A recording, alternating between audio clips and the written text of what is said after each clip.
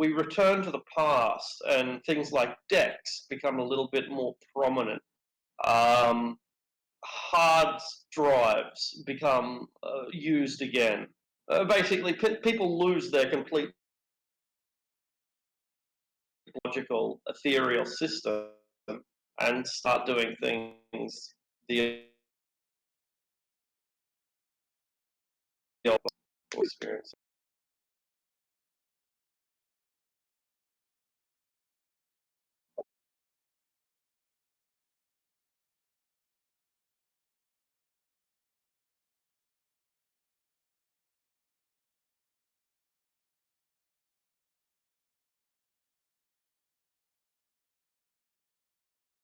Hello? I hear you. Okay, I thought Discord died or something. Not sure.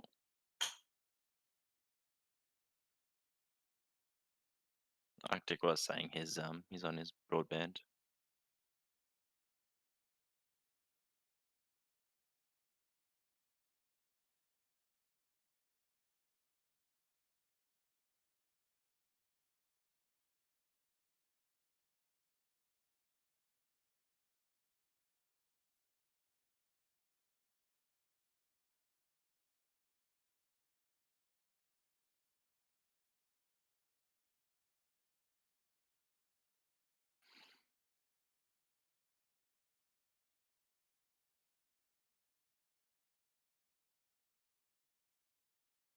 All right.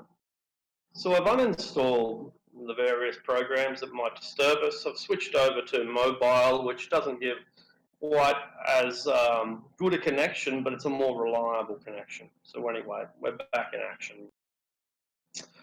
We'll begin today by examining a little bit of a history of the two characters that we didn't get to last week, and then we'll get on with the show. So without further ado, let's introduce the two new characters. We'll start with you, Carrick. Tell me a little bit about your character and what brings them to Bangkok.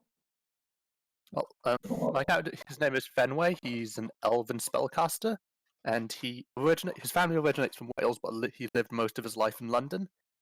Mm-hmm. He was training up to join his family in the world of high stakes negotiators. But he dabbled in spellcraft and earned himself a mentor, much to his family's disapproval. Sure. Eventually, the mentor's this type of work isn't good for you spiritually. You need to leave, and he left for Bangkok. Perfect. And his family pretty much cut off all ties with him. So what are your specialties? What will you bring to the table? What job will you be hired for? Well, because of his training from his family, he's a pretty good negotiator. He's quite charismatic. But he's also pretty good at summoning creatures and performing spellcraft. All right. Well, there's a lot of tension in Thailand at the moment. Some people are talking that there might be yet another military coup. Coups happen here about every 5 or 10 years. And people are beginning to predict that the next coup is just around the corner. In order to diffuse this situation, the powers that be are sending people out for particular roles to try to pour a hose on things, cool things down, and prevent the tinder keg from erupting. Your job is to go to a political rally and make sure that things don't get out of hand. Being a foreigner, it's not up to you to try to convince the Thais how to be Thais. That's their own business, right? But your job is to go there and just make sure that things don't explode. Okay, so you got that? Just let them do what they want to, as long as they're not killing each other. Yeah, I suppose. Yeah. Don't let things get out of hand. All right. So you've got your job now. The task it's a hot day. It's humid. It's always hot. It's always humid when it's not raining, at least. And you'll be spending the afternoon only a few kilometres away from the centre of town, only a few kilometres away from the government buildings. Basically, there's a cordoned off area. They've got military, they've got tanks and soldiers with assault rifles, they've got drones, they've got everything that they need to make sure that the people stay, I guess, oppressed, for want of a better word. How do you get to your job? He doesn't have a lot of money, so he probably just walks. Walking is a hell of a thing to do. You could probably gotten like a taxi or something as well, like if you needed to get there quickly. Excellent. They have these things called tuk-tuks over there, and a lot of them are automated. But most of them are not. I've been in a tuk-tuk. All right. Well, you begin your shadowrunning career in a tuk-tuk.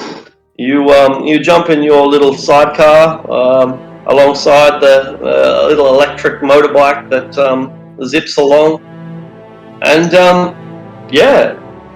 you find yourself in a massive crowd of people. There's thousands and thousands of people here.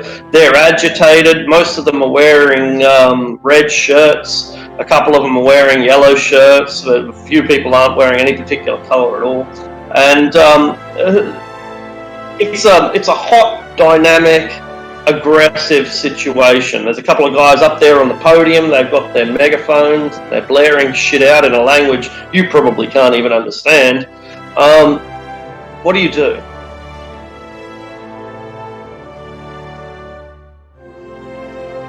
I'm trying to find the language. Remember, I've got two languages, but I'll figure that I'll get them later.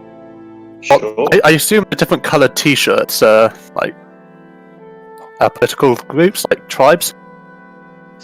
It would seem that might be the case, yeah. Almost like football teams. That's something an Englishman should be able to associate with. Manchester versus Leeds, and they don't like each other. I suppose the first thing would be like, if I notice, like, the groups are sort of interacting with each other, starting to get heated, try to just keep them in their own little groups, like their own camps. And how do you do that? You're just one man. These guys are numbering the hundreds and the thousands. What are you going to do? I assume the guards. I can coordinate with the guards. It might start. And nothing's happened yet, but that group over there looks like something could happen. Well, you're a shadow operative, so it's unlikely that you are associating with the guards. You might be. That might be your job, or that might be the approach you take. But normally, we don't send bikies to go and tell the cops how to do their job, right? Yeah, and they probably wouldn't listen to me anyway. Precisely. So here you are in the middle of this crowd, shoulder to shoulder. You've got these sweaty guys all around you. You've got women, housewives chanting. They've brought their children. They're making little flower assembly things to sell to tourists or something. There's a couple of guys getting around selling bottles of cold water and trying to push their tuk-tuks through the crowd. And people blaring out opposing arguments in languages that you probably don't understand anyway. I think I speak. Well, I took bilingual. I think I picked the native language. The native language of which country? Thailand? No, Cambodia.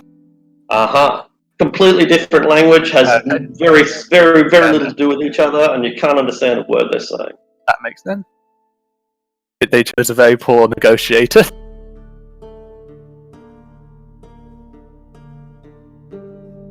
How many people here would even speak English? It's hard to tell. You might make some sort of check to guess that. Have a look at your stats. Intuition is probably going to be, maybe logic is going to be the attribute you use, and see if there's a skill there that might help answer that.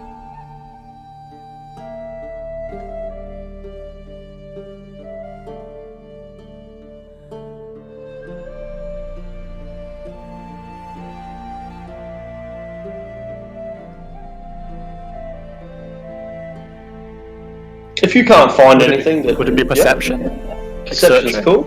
Yeah, that sounds good. All right, so add your perception dice to your intuition dice, and that's how many dice you get. Roll those. You're going to need 5s. That works. Does that work? That's good. Okay, so you would you guess that there's probably at least half of the people understand some basic English. Maybe about 10% of them understand conversational English. Yeah, and the remainder know yes and no and okay, sir. That's about it. And I assume the leaders would understand English. Absolutely, they're probably been educated in Oxford. It's the East has a long history of taking the best and brightest, exporting them to the West, and bringing them home with fresh ideas.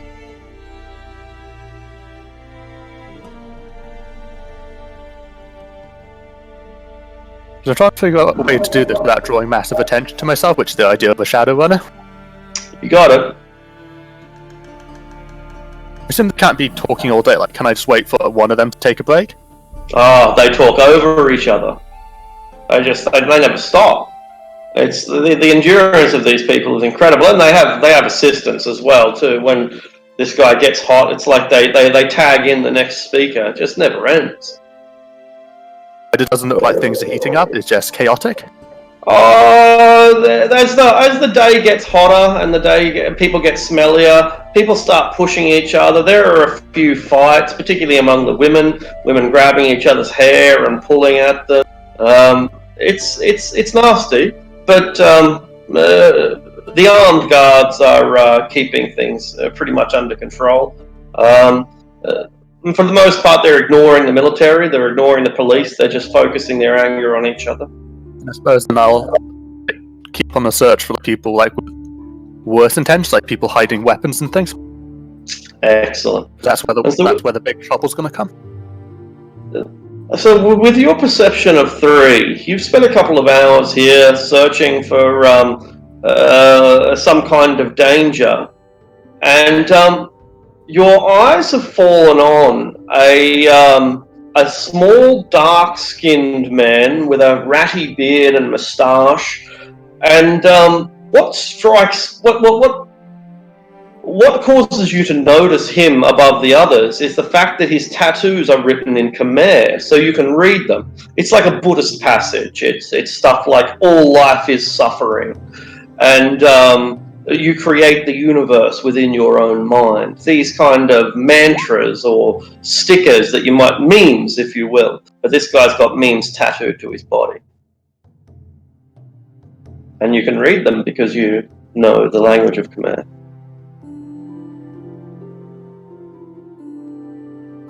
Is he trying to remain hidden? Yeah, he's got a red headband and he's got a red shirt underneath his combat vest. But he's hanging low. He's put himself in the middle of the yellow shirts and he's hanging low. So I guess I could go up and just make small talk with him. Just this, knowing that's like you're not as hidden as you think you are, might dissuade him from doing anything. He just tries to avoid you and push past you and pretend that he doesn't understand what you're saying. But he knows that I'm watching him now, so I'll hang back to make sure he doesn't do anything dangerous. What do you do when he pulls out a grenade? Can I blast it with magic? Just get it out of his hand? Do you have a spell that will do that?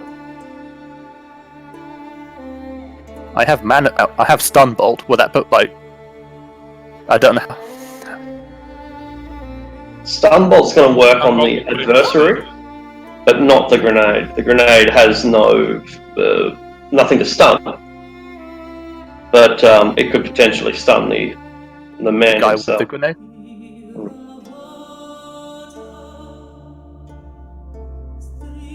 Stab the grenade.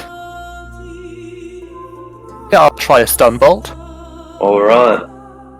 So, my understanding that'll be the magic attribute plus spell casting. I I assume that you cast at maximum force. So if you're not casting at maximum force, always tell me. Okay, so my maximum force would be 6, wouldn't it? You can cast above your magic rating, but it changes the damage to physical instead of stun. I think it's up to double your magic rating, which would be like 12. The damage so not the damage for him, by the way. just to clarify that, I assume that you are doing at your maximum normal rating, which in your case will be 6. Yes. If you want it to be overcharged or undercharged, just I'll use 6 because I'm not sure like how effective this will be. All right. 3, and then I guess I roll drain. Yeah, That's right. And I have to beat 3. That's right. That's a bit You're higher good, than 3. fam. totally fine. Didn't break Okay. a sweat. So now the damage will be 6, which is force plus net successes, right? 9 stun. Is that correct? You get to roll willpower to defend, though. Yeah, but that is the damage. I'm just making sure I've got the basics right. Yes. Yeah, cool. And so he rolls his willpower to defend. He's relatively strong-willed, but nothing particular. He resists 2 of those and takes 7 points of stun damage, which is probably just about enough to knock out most people, but not quite this guy. And so he pulls the pin. The pin is now out of the grenade. It's only a matter of time before several people are dead, probably including the guy himself. He doesn't look like he's throwing it, he just pulls it. Do you have anything for this situation at all? I can summon a creature, can't I? At my main. If I summoned like an earth elemental, could I have it like engulf him and take the explosion? That's an interesting concept. Yeah, all right, we'll go with that. So that's going to be, I guess, summoning plus magic and summoning, I assume. Yeah. Yeah, summoning plus magic. Okay, Alright. and I'll There's summon nothing to force. resist against that, is that? You'll still need to resist drain, and what force spirit are you summoning? I think 6, because that's like up to my rate. Because I want. 6 is I don't know how much damage a grenade does. So it's the spirit summoning plus magic, so or your force versus the force. So that's 3. All right. So you need to roll 6 dice to resist the summoning, Matt. Right. Oh, so it's probably going to succeed then. So you failed, I think. Yeah. Oh, because the spirit is resisting the being summoned. Right. Okay. Cool. All right. So you almost manifest this And spirit. you need to take drain equal to 6. So I Resist take drains 3 strain 2 damage? times the total hits. Minimum of 2. All right. So you begin to get a nosebleed, and you begin to lose focus. And by the time your ears have stopped ringing and you're able to see without double vision, there's been an explosion. Your earth elemental did not appear in time, and thus was not able to engulf the individual. The grenade goes off. 7 people are killed. An international incident is caused, and you fail your mission. You receive 200 million compensation to cover the expenses, but your employer loses faith in you. It's they witnessed the whole thing through drones. They saw most of what went on. They saw how you tried, but maybe it was your hesitation. Maybe it was your caution. Maybe it was just bad luck, or maybe you were just in over your head. Whatever the case, your mission has failed. But you don't go away empty-handed. You've at least got 200 million, enough to get yourself a real taxi and go home. So before I go, can I use my first aid to Because I'm like actually there, so I suppose I can help like save a few more people. Absolutely. There's shrapnel going everywhere, and first aid is the absolute perfect skill to use in this instance. There are people willing to give you a hand, so they'll give you a free dice. They can't really understand what you're saying, but they know how to apply a pressure. Alright. And it ends up people. 2 of the critical injuries, 2 How did I roll a d6? downgraded. I suppose that's a fail. 0 successes, yeah. Yeah, okay. Yeah. So the assistant doesn't really give you much help, but nonetheless, you manage to survive to keep 2 of them alive, and while it doesn't increase your pay packet, you're still only getting paid 200 million. Your employer sees something in that action, and evidently considers you not a lost cause because you're hired for a job a little bit later. But we'll get to that job shortly. First, we'll turn to our final character, and that's your character, right, Billy? Yeah.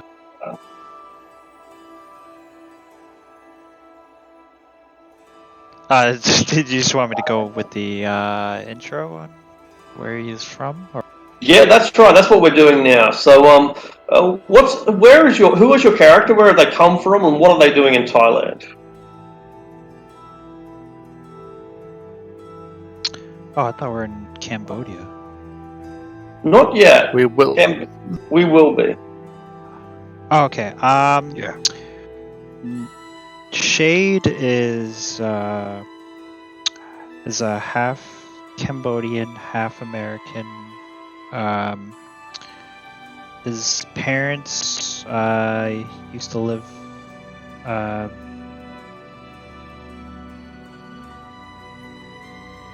Did my mic just break up? Yeah, you said your parents used to Oh, live in. He was born in Cambodia. His father used to be in the army. Met his mother while he was on tour. It was a peaceful life growing up. You know, not too bad. They weren't the richest family. Just simple life until the communists, ended up doing just killing everyone, and he witnessed the death of his parents, and he ended up being tortured and nearly beaten to death, but in the killing fields, but luckily survived. Mainly thanks to just like a wandering shaman that just ended up healing him. But Cool. Ever since, he's just basically sworn nothing, just sworn everything to sacrifice his body just for revenge of his parents. All right. What are your specialties? What do you bring to the table?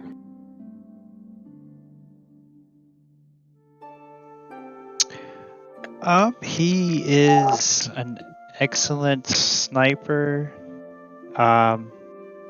He specializes in stealth, and he's just basically a walking killing machine. All right. So, they've got an unusual job for you. You've spent the past year or so hunting men and hunting women to a lesser degree, since the communists have no qualms in using women as soldiers.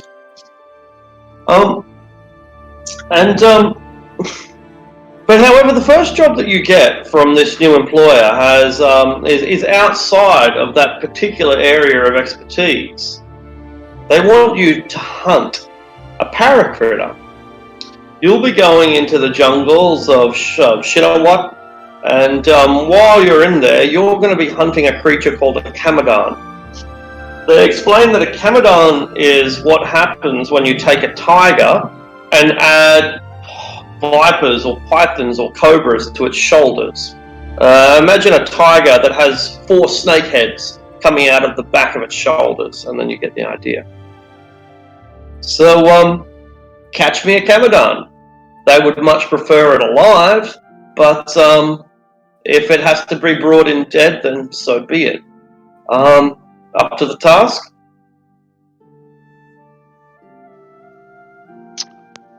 Who's the employer giving me this job?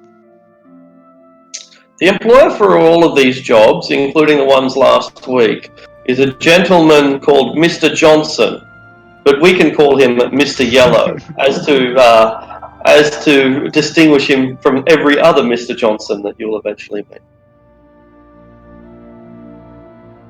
Such a popular name.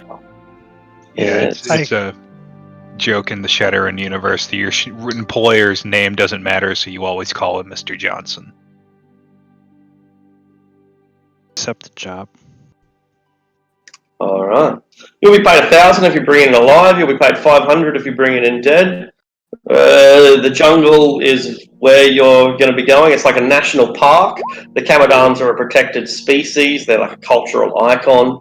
So this is a national park. It's probably about 100,000 hectares. That is to say, it's about 10 kilometers on one side and about 10 kilometers on the other side. So, what are you going to do? How do you catch a Camadon? It's in the jungle, right? You said. You got it.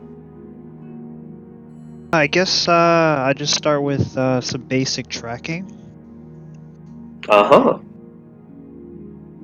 Sounds good. So tracking's a skill, right? I assume it's would it be intuition and tracking? Yeah. Yeah? Cool. Alright, so find your intuition skill, your tracking skill, roll those dice, and we'll see how you go.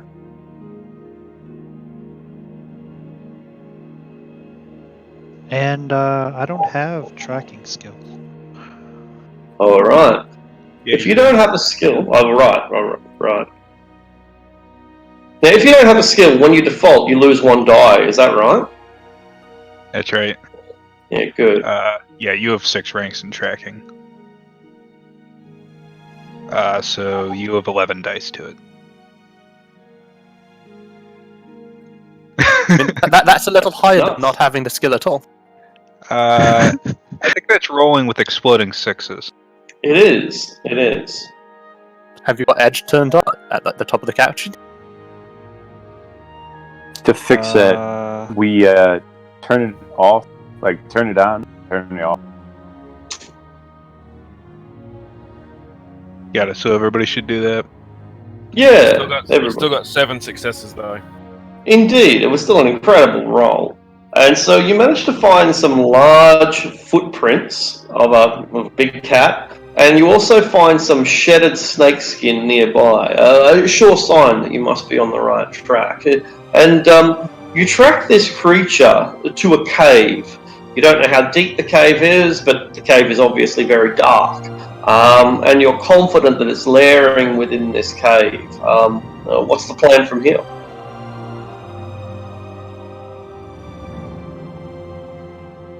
I'm going to just set up a staking point at the entrance of the cave with a good distance. I'm just gonna aim my sniper just right at the cave. I'm going to turn on my invisibility cloak on. Yeah, perfect. Do I need to hit anything to turn that on, or I just say I do it? You don't have to roll when you turn it on, but if something tries to see you, you'd make a stealth check and they'd make a perception check. There'd be no button. It'd most likely be a virtual button, so perhaps you wave your hand or move your little finger or something. Do you know what an AR feed, augmented reality, do you understand those words? Okay. Augmented reality is like, imagine looking around you and there are buttons. You know, in a modern movie about a futuristic computer, they never touch a computer screen, they just touch a pretend screen. They just, like Iron Man does, right? He moves through these virtual menus without ever touching anything physical. That's augmented reality, and that's probably how you turn your invisibility cloak. There's probably a button that you press, something like that. What do you say, Neo? What do you think? Sorry, I'm injecting a lot here, but that's because I built most of his character, so I know like what Absolutely. stuff he is. No, it's good. He has a DNI, like a data jack in his head, so he can actually just turn it on with like a mental, like. Excellent. So, yeah. In that case, it's more like the old Terminator movies, where the Terminator goes through a menu within his own brain, and he selects things from that menu at a near instantaneous moment, and that's how you'll activate your invisibility through an internal brain menu that seems to sit within your own eye. Okay. I kind of just stay in place and for hours or however long it takes till I see it come out of the cave. Brilliant.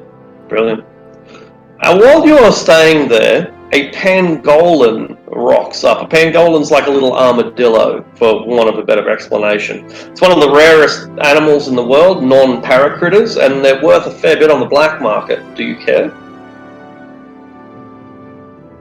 It's how far away is it from me? Just almost walks right, more or less up to you. You could potentially reach out and grab it if you're willing to blow your cover. I'm going to just ignore it because I'm just driven to just finish this job. All right. This little cash cow, about the size of a bowling ball, wanders by, but you ignore it, and shortly after it's passed by, the Kamadan begins to emerge from its cave. You hear the hissing at first, and then you hear the low growling. And do you have any augmented vision? Do you have any way of seeing things that normal human eyes can't see? Yeah, vision enhancement, thermographic, and low light. All right. The vision enhancement is like magnification, basically. It will increase the precision, like those old movies with the computers. Zoom in, zoom, Z3, zoom. Enhance. Vision magnification is actually a separate mob. The vision enhancement is the whole enhance on CSI. Perfect. Thermo is a little more self-explanatory. Low light, even more so. Would you like to use any of your vision attributes to? Yeah. Do I just click on the Cyber Eyes system or?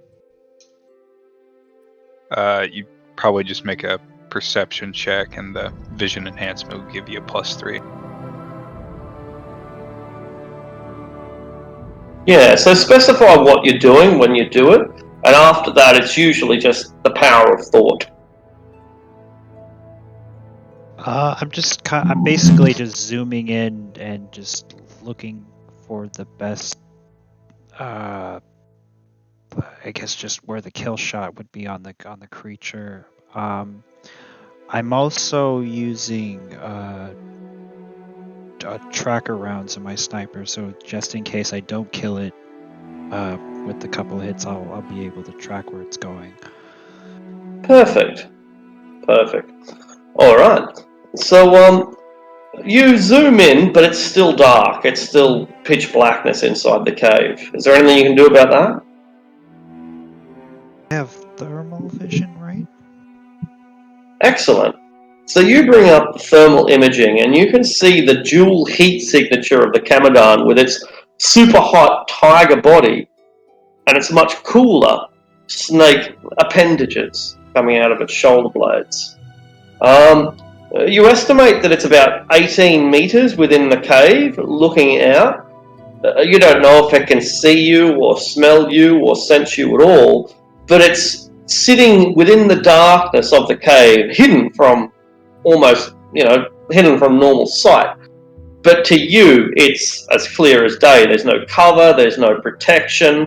It's just a big gaping cave hole with a heat signature about 18 meters in. I'm going to take a shot. Alright.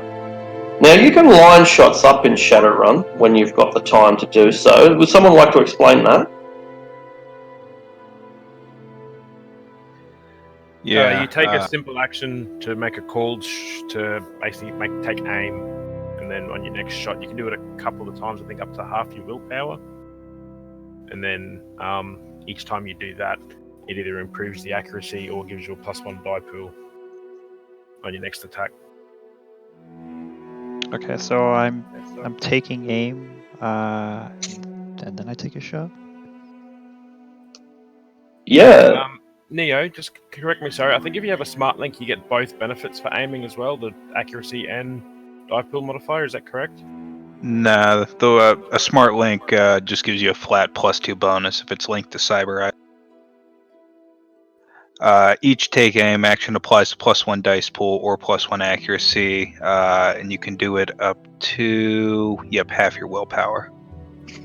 Alright, so the difference between extra dice and extra accuracy is, how would you explain that? Basically, how the consistency versus the higher potential number? That's a bad way of explaining it. Yeah, accuracy is the maximum amount of hits you can get on the test. So if you boost your accuracy, you can get more hits on the test, but if you just up your dice pool, you're guaranteed, or you're more likely to get up to your accuracy, but you have the limit in there, so any more than that are wasted. Sorry, Neo, you do get both bonuses with the smart gun if it's wireless. If you activate the wireless component. Huh. And Mr. Yellow said Yep. that he wanted it alive or dead. He would prefer it alive. He'll give you 1,000 alive or a 500 dead. Okay, then I am gonna aim. It has like legs, right? It does. It's like a tiger, but out of its shoulder blades come 4 serpents. I'm gonna try to like immobilize it then. Just take a shot at its legs. Alright, no worries. So you, alright. The leg is a slightly smaller target, so we'll say that you lose 2 dice due to the difficulty in shooting a smaller part of a larger body. But that's more than compensated by the aiming that you've done. So what's your willpower?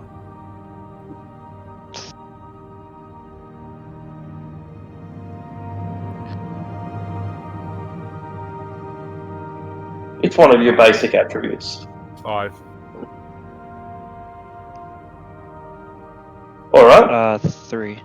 So I assume that we round up, like everything except for Dungeons and Dragons?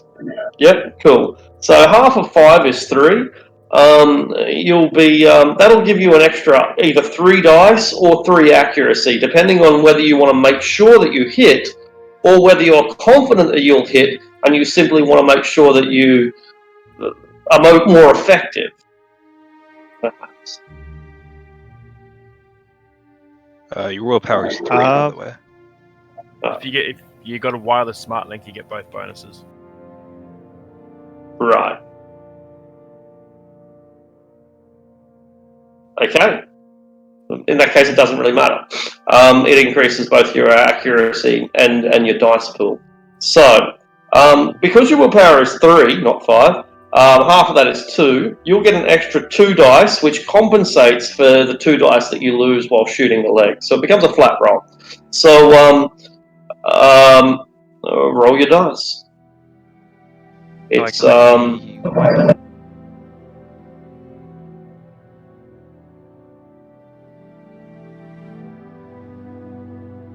I haven't seen the characters set up, so I don't know. None of my NPCs are set up. I wish they were. Yeah. If he's got that loaded with tracker rounds, it's 10 damage. Brilliant, brilliant. AP -2. Okay, now the tiger's going to resist with its body and its armor. Doesn't have a lot of armor, but it's got a fair bit of body. But it's a great strike, and 5 damage to its leg breaks it. It's far from a lethal blow on a creature like this, but you've shattered its leg, and in doing so, you've frightened it, angered it, and you force it back into the cave. So the creature runs and tries to hide deeper within the cave.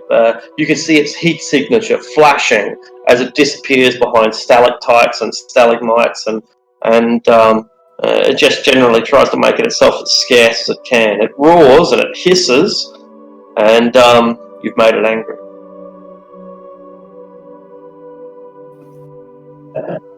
Am I able to take another shot at it? You are, but it's in a lot of cover now. It's really well protected, and it's probably further back. What's the range on your weapon? I don't think it's going to matter, but this is a good question anyway. It's a sniper rifle, so short range 0 to 50, medium range 51 to 350. This is meters, by the way. Cool. 51 to 350. All right. Well, on the short range things, let's assume that it's gone out of short range now. So for you have 2 choices. You can either maintain the position you're in and try to fire on it through its cover, deeper at a range of about 60 meters, or you can close the distance between where you are and the cave mouth, maybe be much closer, like 30 meters, but expose yourself in the process. What would you prefer to do? I'm just gonna try to immobilize it and take the chance of taking another shot. All right. So it's got a lot of cover at this stage. I'm not entirely sure, but I think that'll bring it down to about -5 dice, just for simplicity's sake. So you lose 5 dice on your attack, but apart from that, you're ready to go again.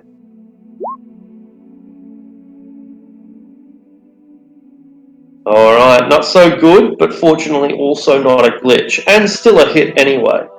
1 net hit, the tiger, there's not much it can do to dodge against your bullet, can't see where you are or anything.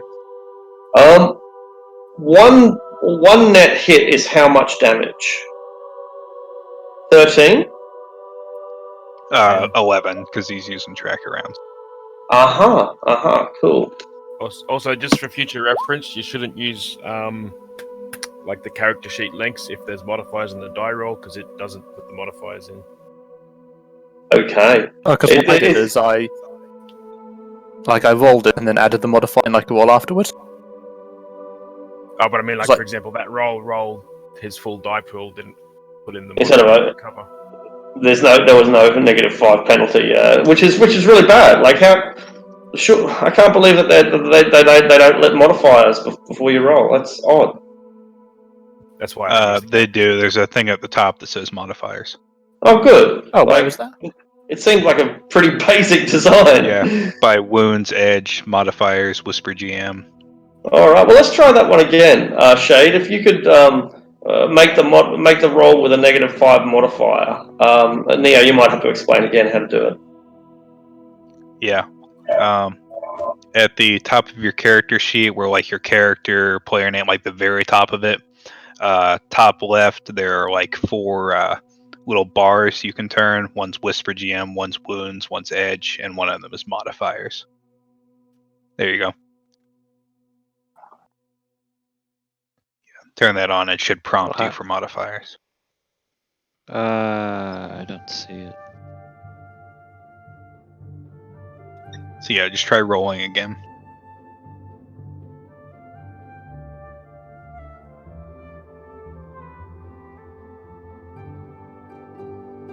Can I just type 5? Minus 5? -5.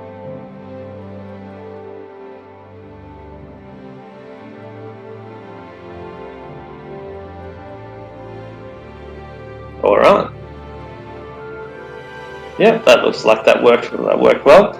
And so this time you shoot it in one of the other legs, somewhere near the rump, and the beast is crippled now. It's angry. It's slowly dying. It's suffered 2 grievous injuries that would easily kill a human.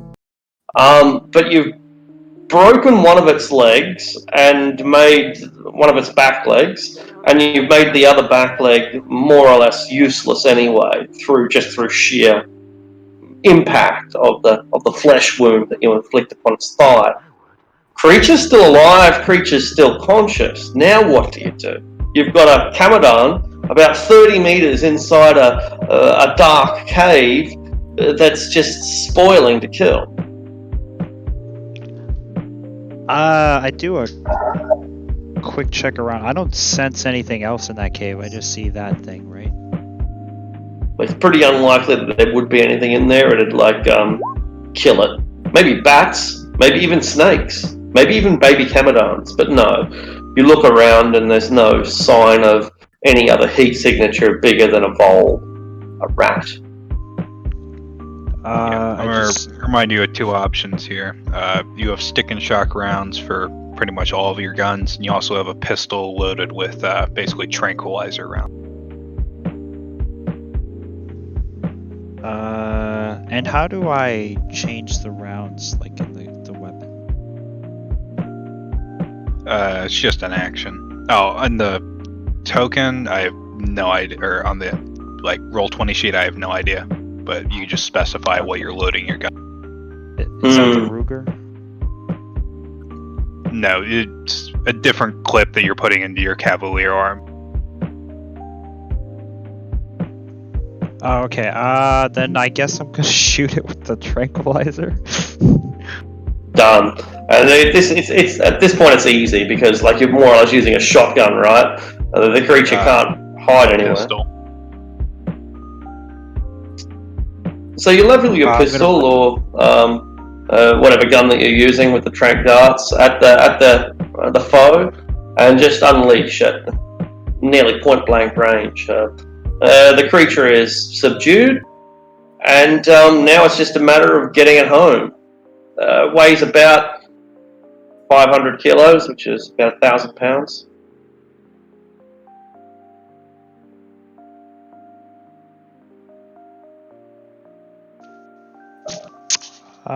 I guess I will just tie a rope around it and just drag it.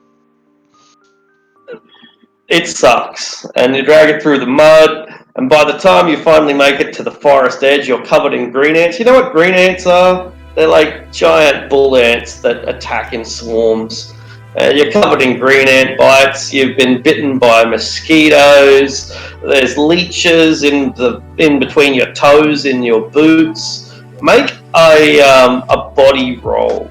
If you have any resistances against disease, you can add them. Other than that, I think maybe it's body times 2 because you almost always roll 2 dice, two groups. So look at what your body attribute is, multiply it by 2, and roll that many dice. He has got orphan skin. He's probably immune to most things biting him. Alright, well that's interesting to know. So would you like to explain what ortho skin is? Yeah, it's basically like, for lack of a better word, Kevlar has been sewn into your skin, giving you just a base armor rating, so you are kind of casually bulletproof. Kind of like a crocodile, basically. Yeah, a little bit. Like, it looks fairly natural, but feels like Kevlar. Okay. And yeah, basically you get +4 armor always. +4 is good. A tiger, for example, only has 1 or 2 armor. A dog, 1 or 2. So you've got a thicker hide and more natural protection than a dog. And in that case, yeah, mosquitoes and green ants would probably not bother you. Leeches, however, would still get in your boots and slowly sap away at your blood. But it's not going to bother you too much. your ortho skin in this case has largely protected you from the natural environment. You get. Do you have any sort of vehicle at all?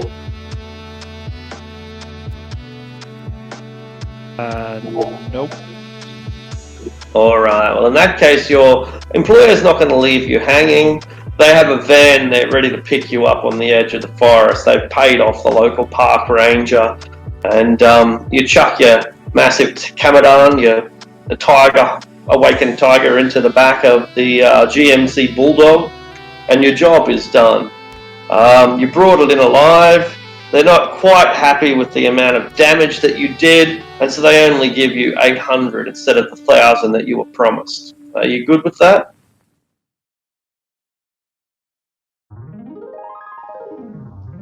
I look at him and said, "You never specified damage, or you said dead or alive, and it's alive, so a deal's a deal."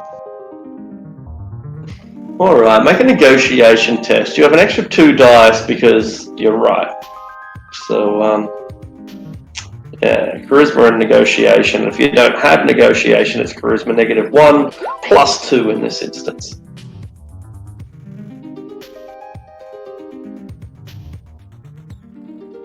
Take that fucking bulldog. Take the bulldog, put cyberware in the Kamadan, start an army. God, is that what happened? Is that where the Cyber Tiger and the XYZ came from? Hopefully, this is the next model. Like Cyber Tigers are so 2072. We're in the future now. All right, they agree. Like it's only 200 million. They don't give a fuck. They're not going to argue with a man who can take out a Kamadan single-handedly. They pay you the full 1,000, and they even give you a ride back to the Sky Train where you can make your own way home. All right. Everybody gets 2 karma. 1 karma for turning up last week, and an extra karma for the successful performance, or perhaps not entirely successful performance of your job. 2 karma, plus the money that you've earned.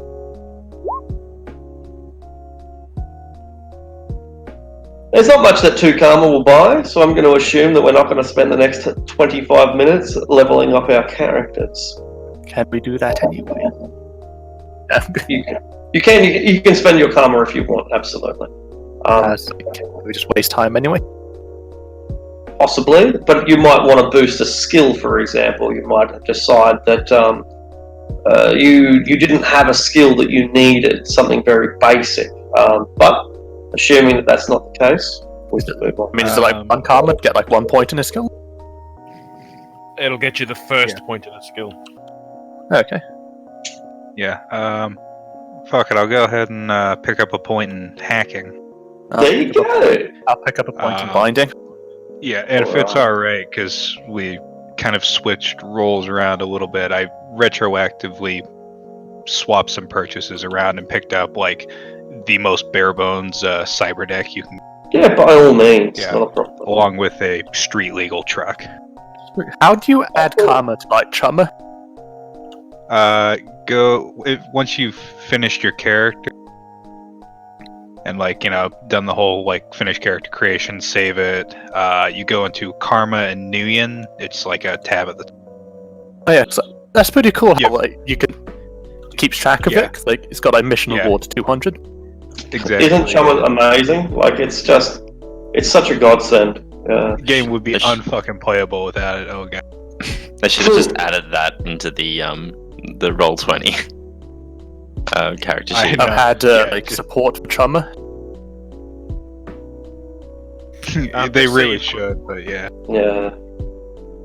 Just so you know as well, if you need to default on a skill on your character sheet, right at the top of the skill section, there's a default a skill button, and you select the attribute that it goes with, hit default a skill, and then it'll do the -1 for you.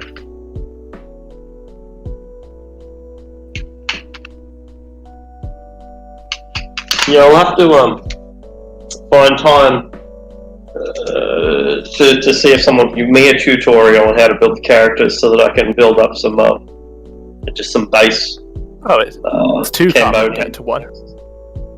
Is I it? just use like really quick characters. Matt, the lifestyle module can be pretty good because it just goes like you pick what they've done with their life, and it just goes give them these attributes. Okay, cool. Well, it's on there. Unfortunately, not compatible with Chummer. Oh, okay. Life modules are compatible with Chummer. Are they? Yep. I couldn't find it. I'm almost certain they are. They used to be, I know. It's a pain in the ass. You gotta turn them on when you first set up Chummer. You gotta go into like the options menu. And they are a little glitchy. So there's a lot of shit you gotta... It's kind of one way. You can't go back and adjust shit very easily. And if you do, the glitches tend to stack. A lot of times it's easier just to go through the books and cap shit from that. Okay, so I have binding now. Cool.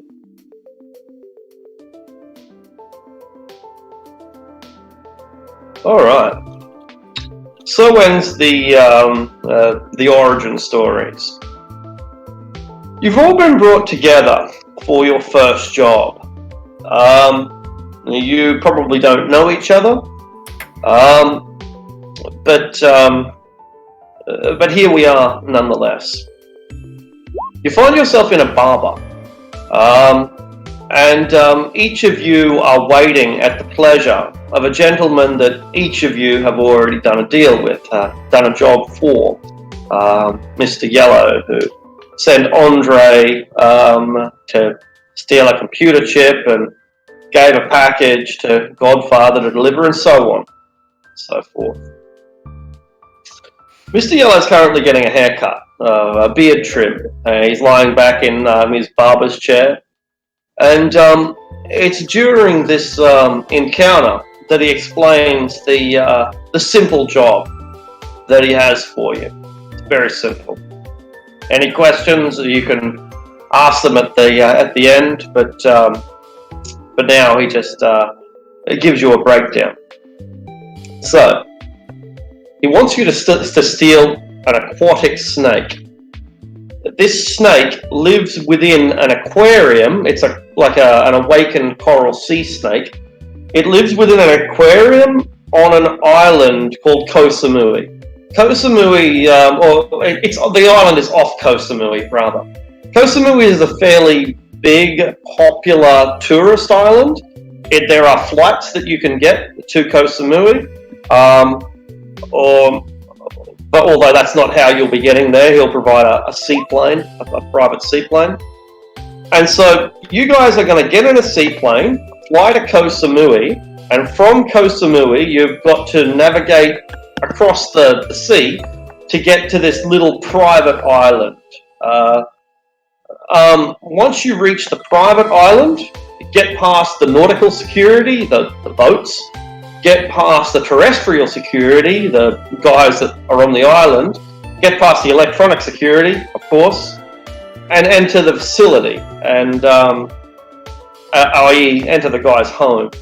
Once you're in once you've made it into this guy's domicile, find the aquarium, find a way to extract the awakened coral sea snake from the aquarium, ensure the snake's safety, extract the snake, and get it back to us. Yeah. Simple enough, right? I hate you. What level of security are we talking about for this island? It should be pretty intense. It's a personal dwelling of someone, and they are likely to be guarded pretty heavily. Yeah, there will be a bonus for you each if you manage to pull this off without killing anyone. Mega corporate security or hired guns? Or national? they won't be expecting much, so he doesn't anticipate the security being top-notch. Rather, he expects it to be competent and loyal. Competent and loyal. These aren't corporate security guards, nor are they national security guards. They're private, personal security guards. Will the snake require special containment to extract it, or will just a thing of water? It's an aquatic snake, but they breathe oxygen. They live on islands and beaches. It's highly venomous. It's one of the most dangerous. It's not one of the most dangerous snakes. It has some of the most potent venom of any snake known to the awakened world. So secure containment will be in your own interests. When you say aquatic snake, is we talking like a sea snake or a river snake? You know what a coral sea snake is? So saltwater. Yeah, that's right. This is an awakened saltwater snake. They breathe air. They don't have gills. They breathe air, but they swim for like. Could still affect their scales and stuff. So. Absolutely, and they can swim for hours at a time. All right, so we'll need salt water. And I'm quite proficient with animal handling. Is he going to tell us who owns this place? He seems to be darting around the subject quite a bit. He tells you the location of the island, and that's all. Doesn't want anyone killed. So thus there will be a bonus. It's an important job to him. He's given you 10,000 each if the snake survives, but he's only giving you 2,000 if it doesn't. You're bringing back a dead snake. And what's the bonus? 2,000 each. If anyone kills anyone, you all lose the bonus. If I've got this correct, that means 12,000 total if no one dies and the snake is alive. Correct. Each. It's a lot of money. That's a big job. I mean, you should know that because you got paid like 500 for your last job. That's yeah. The bonus is only for not killing, right? We can still people get injured. That's totally acceptable. Precisely. If you put anyone in hospital, they don't mind. What he wants to avoid is this becoming an incident. Like when people die, families ask questions, right? They want to know why Huxon never came home from his island holiday, and but if he merely broke a leg, that can be explained away. Maybe he got bitten by a shark.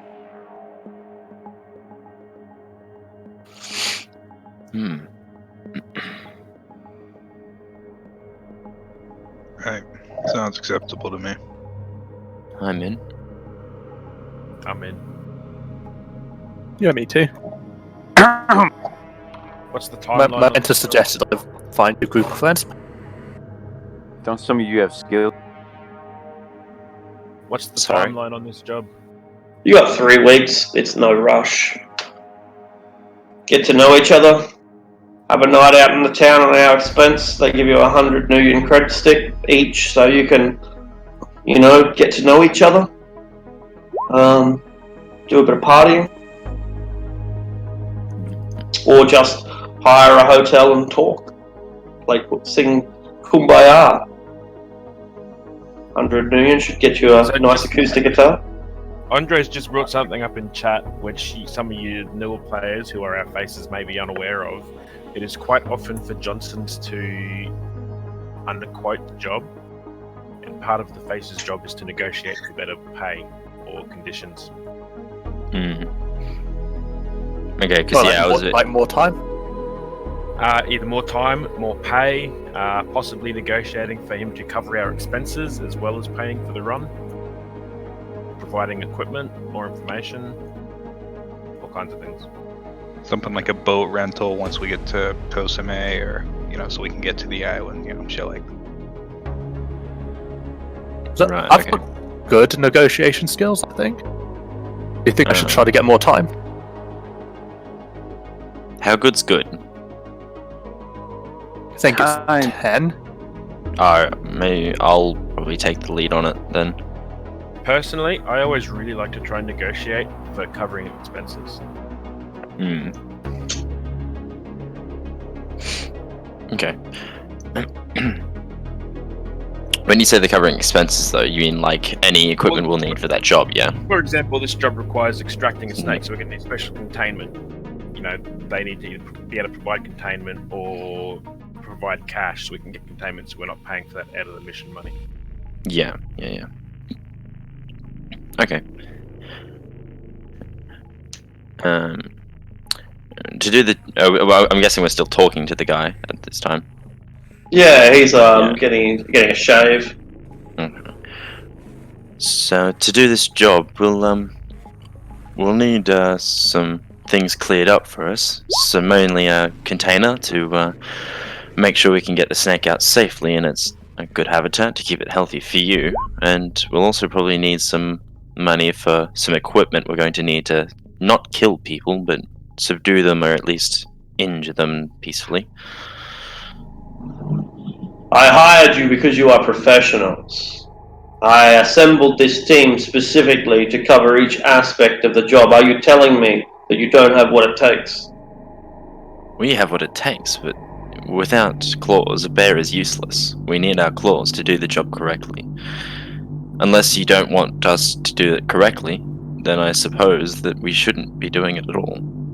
I don't want to tell you how to do your job. I've given you the coordinates, the location, everything that you need to know. If you can't figure out a way, what am I supposed to do? Hold your hand? Alright. Tell me, how would you do it? How about this? We get half the standard cut now, and then the other rest of it after. Give us a little bit of money to start with to get going.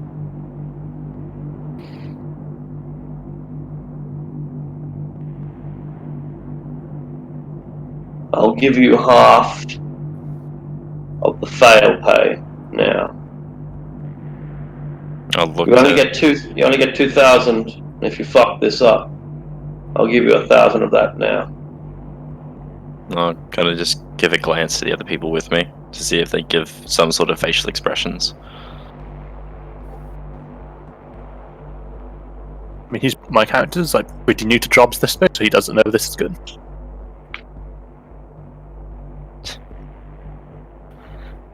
Oh, I should.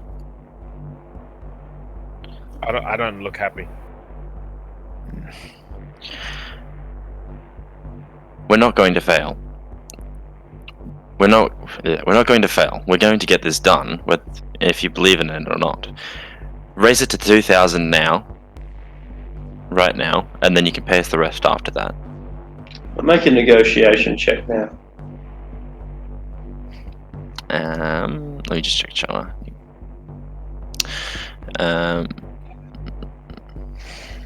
Negotiation. Is this bargaining? Yeah, it is. It's bargaining. Okay, slash roll. Yep, cool. Ah, sorry, I didn't do the fucking number. Yeah, So 1, 2, 3, 4, 5, 6 successes. He agrees. He agrees to give you the 2,000 up front. But that means that if you fail, then he doesn't expect you to come back. You've already gotten the base level of pay. And so, if that's the case, if you don't hop on that seaplane out of Koh Samui in 2 weeks' time and come back, he'll send real runners to come after you. I assure you that won't need to happen.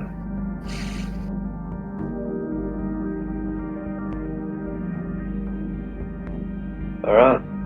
So you've got the money up front, 2,000, and when you're ready to go, a seaplane will fly you 300 or 400 kilometers from Pattaya down to Koh Samui, and you can begin your job.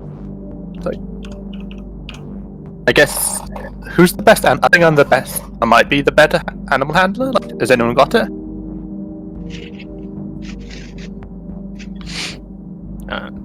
Sounds like you're the only one. Okay.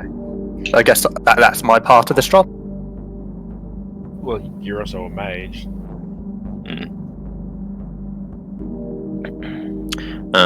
We said we got 2 weeks before the plane's gonna be there, yeah? It's up to you. They'll. You've got about 2 or 3 weeks to perform the job, and the plane's ready to go now. If you want to head down to the seacoast and start the mission, or if you want to laze around town for a week, that's your business. He's not going to tell you how to do your job. Right. Okay. Lazing around town can be very useful. You might speak to contacts. You might go to libraries and research. There are a lot of things that you can do with downtime. You guys are missing a really important step here. We're supposed to go out and spend 100 yuan and party together. Yeah. That is a good point. Alright, I know a few places that might suit the fancy. What are you looking for? I don't care as long as I can get drunk. Well, that I do know of. So, what was this? It was in skills, knowledges. So, I have a knowledge skill of skill rating 4, intelligence 5, so a rating of 9 of bars and clubs. Beautiful. So yeah, you name it, Bangkok's got it. Aussie bars where you can get a meat pie and a craft beer. Strip joints where they'll give you a head job while also serving you vodka. Anything and everything. Bars that are floating. Bars that are in sky rises. Bars where you have to swim up to the bar to order your drink. Bangkok has got them all. I need somewhere that doesn't have ID checks as well. Not I'm pretty a sure I problem. could do that. Yeah, I've got a 9 in black market as well. So I'd probably choose a bar that's a bit quieter, doesn't need ID checks, somewhere we can drink and talk about the job, or just talk freely without having to worry about listening ears. All As right. much. You go to a 70s bar. It's 100 years ago, back in the 1970s. There was a lot going on in the world. Hippies were a thing, and atom bombs were the big worry of the day. And someone shot the fucking president. It was crazy, yo. And so you go to like a 70s bar, and the 70s means the 50s. James Dean and Elvis are there, and the Hulk. It's pop culture from the 20th century, which when you look back 100 years from now, like the 1970s looks like the entire 20th century. It's all the same shit, really. Nothing ever changed. They played guitars. They went to the movies. They drank milkshakes. That's what people did in the 20th century, right? Everyone knows that. They watched television. So there you are in your 70s bar. Someone brings you a steak, a real steak. No, it's not a real steak. Kind of. It's like a real. It's a real steak. That's right. Soy. Is it possible soy steak? That's right. It's a possible. It says genuine Australian Wagyu beef, but it's pretty good soy. Yeah, pretty good soy. Fuck yeah, I'd look into that. And I want a synth whiskey. All right. It comes in a big beer mug from the 20th century, like a stein made of glass, and you're living the dream. You're on the highway. You're going down Highway 66 right now. Yeah. I get whatever straight liquor they have, just in a short glass. All right. Yeah, It's a quiet place. It is likewise. Excellent. The little Thai girl who serves you is dressed like someone called Mary Sue, whoever that is. Mary Sue has a lot of bows, buckles on her shoes. I guess my character gets something like weak alcohol that tastes like sugary. Perfect. Mango banana frap. Yeah, that'll do. Andre, That's what people in the 20s drink, right? they do. Yeah, a real steak will cost you 120 million.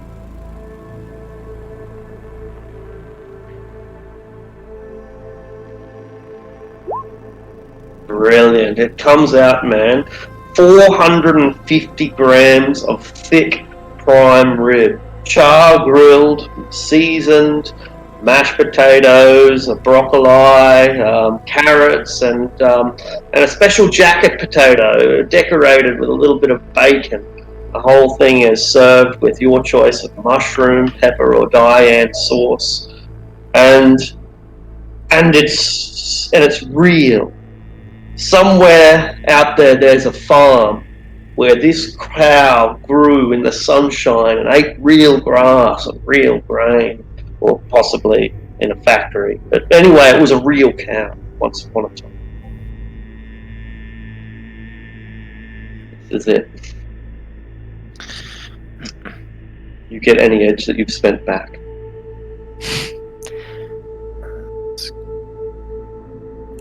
Everyone smells the steak, and it fills the room, even seeming to drive the smoke and the artificial stench of chloroform or whatever they use to clean this place away.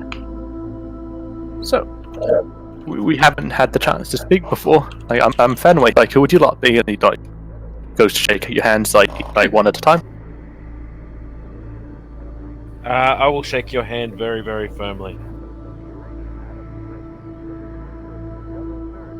He would he tries to like match the firmness. I doubt it. That's why I said tries.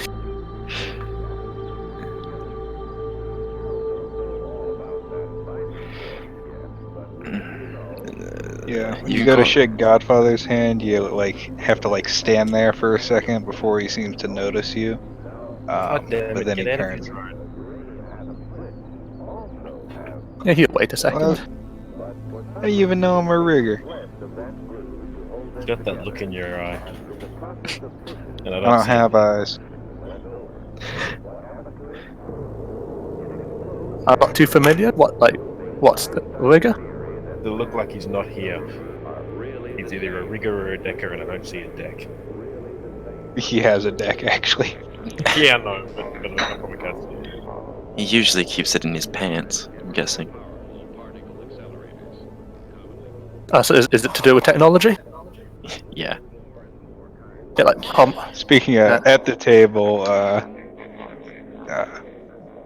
Godfather's gonna basically do a matrix search on Awakened Corals. Alright, go ahead. Yeah, I can't seem to get the damn things to work. Like, my brother got me a phone and I put it on my head and the battery exploded. Hmm.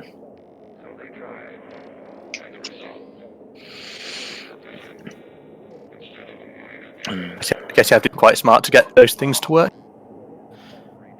Hmm. They work fine for me, but I wouldn't say I'm well versed.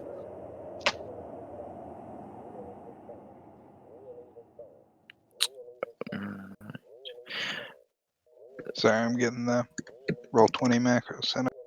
Oh, no worries. I was just typing it again. There it goes. Alright. Three's pretty good.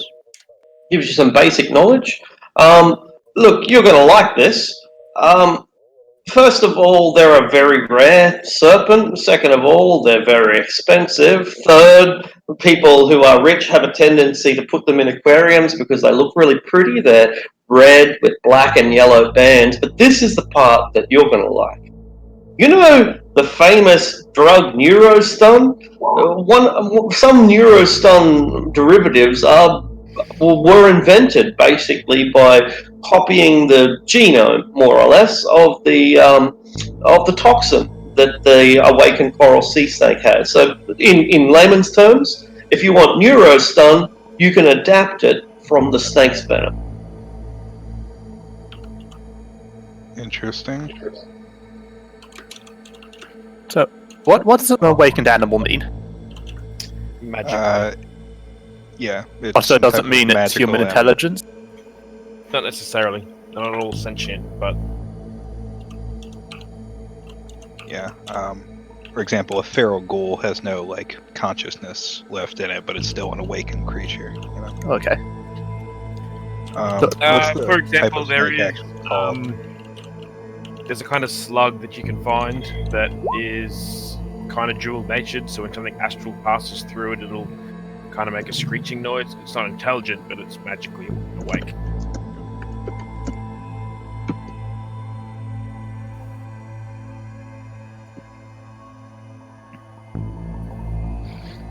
Should probably There's also- establish with you There's also gentlemen. awakened plants. Probably establish. Are we going to be capable of performing this mission without fatalities?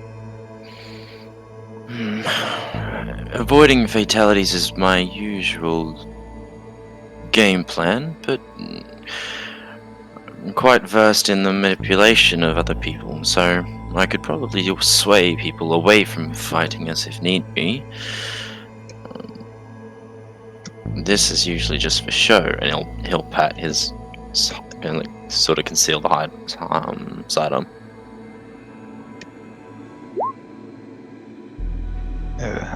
Got a drone with stick and shark. Gotta confess, the non-lethal approach isn't the one I normally take, but I can adapt. I'll need to get some new gear though. I can. So what language is everyone speaking right now? I assume everyone knows English. I may be able to help with that. I have a few connections on the not so friendlier side of the supermarket. It's good to know. I'm new. Gas in town. grenades, DMSO, knockout guy. Drugs would be preferred, yes. I have one other connection here. He doesn't really deal with other people, but he makes an exception with me as I help him out sometimes. Say not a drug dealer, but a pharmacist with a bit of an edge. I can start making some calls if we want some orders. And use some of that money we've got. Acceptable.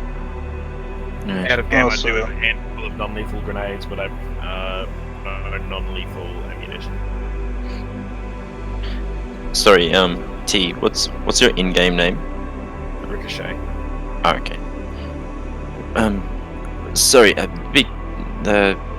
you, what's your name again? And I'll ask in-game, because that's should have done. To Ricochet. Right. Well, what are you looking for gear-wise that I can help look for? Wow. Probably a gun. Pistol, long arm, don't care. Right. Go around, stick a shot, either will do. Right. Just in case we need to get our hands dirty, a stun button wouldn't hurt. That could be arranged, I'm sure. Suppose we could also get a cage for the snake and we get it into our hands. We need some kind of containment device, preferably two things, Arctic. First of all, when I googled that snake, what was it called? It is a Hydrophinae morpheus, an awakened coral sea snake. It's one of the many paracritters that hasn't really been given a proper commercial name. It's just not common enough, for one thing. It's generally called an awakened coral sea snake, Hydrophinae morpheus.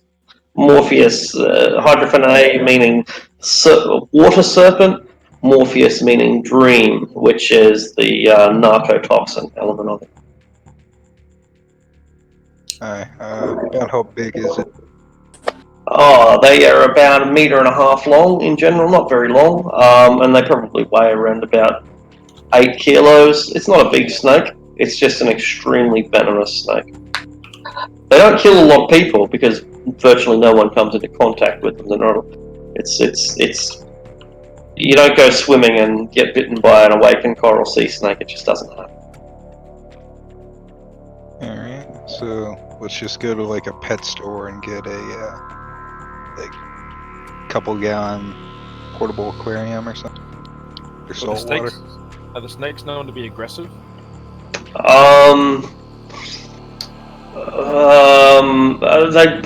not known to be because they just aren't interacted with very much.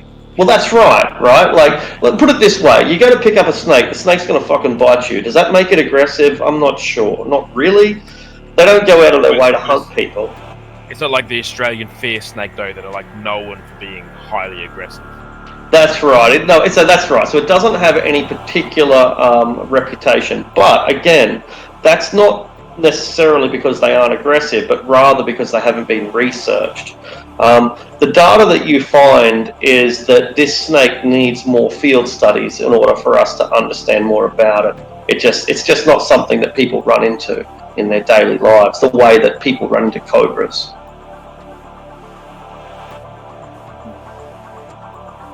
Alright, so we'll need like a couple gallon aquarium and some like really, really thick, like I don't know, like those, like the kind of gloves like dog handlers use or whatever. Get some can, like food to it the likes tank and entice it closer. Are they poisonous? Definitely, yeah. Very. Extremes. Maybe some anti-venom, just to slow it if we need to. If someone, in the off chance someone does get bit.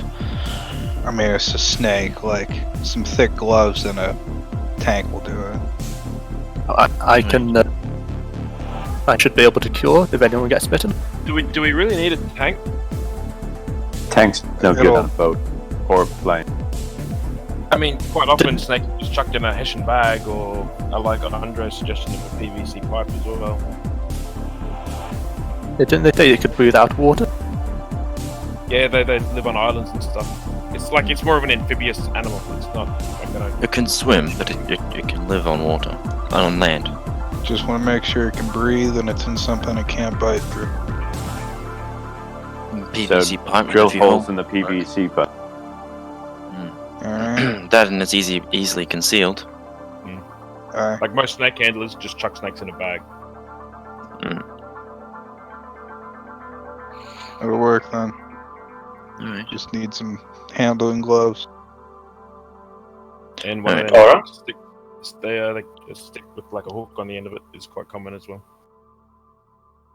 Yeah, we wouldn't really know how to use that. Out of character, do either of the mages have spell levitate or control animals? You thought I bought useful spells? No, I don't have either of those. Spells. Considering my character probably should have got No. the control animal. No, I didn't. Well, I mean, levitate's a pretty common spell. I did consider it, but I went against it in the end. Alright, so that's fine. My character wouldn't know that, so that's not a. But I've played a lot of mages, so it would be something that your characters would have known had they had it. Yeah, no, I would have brought it up if I knew it. I kind of lower my voice when I want to say this, but what sort of drugs are we looking for? I'll get a list together. I don't think my contact would like me just saying all of them. I usually like Just go to your drug dealer like, probably I have a want kill first everything name. you have.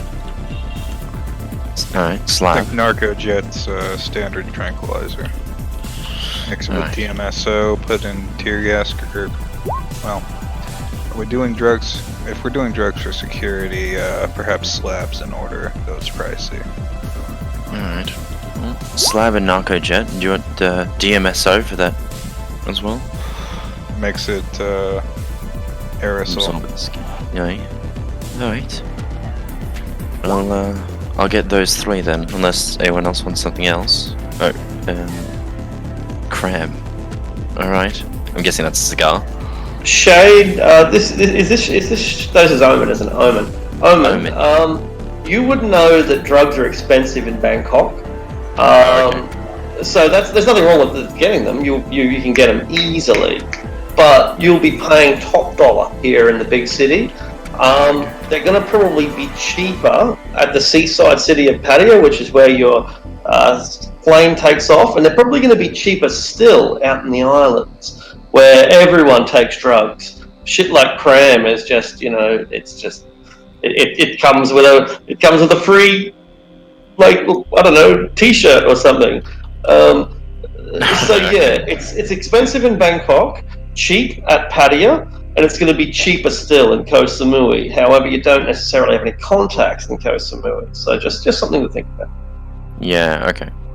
I think it might be worth mentioning. I have a contact with an info broker. I'm not sure how loyal he is though.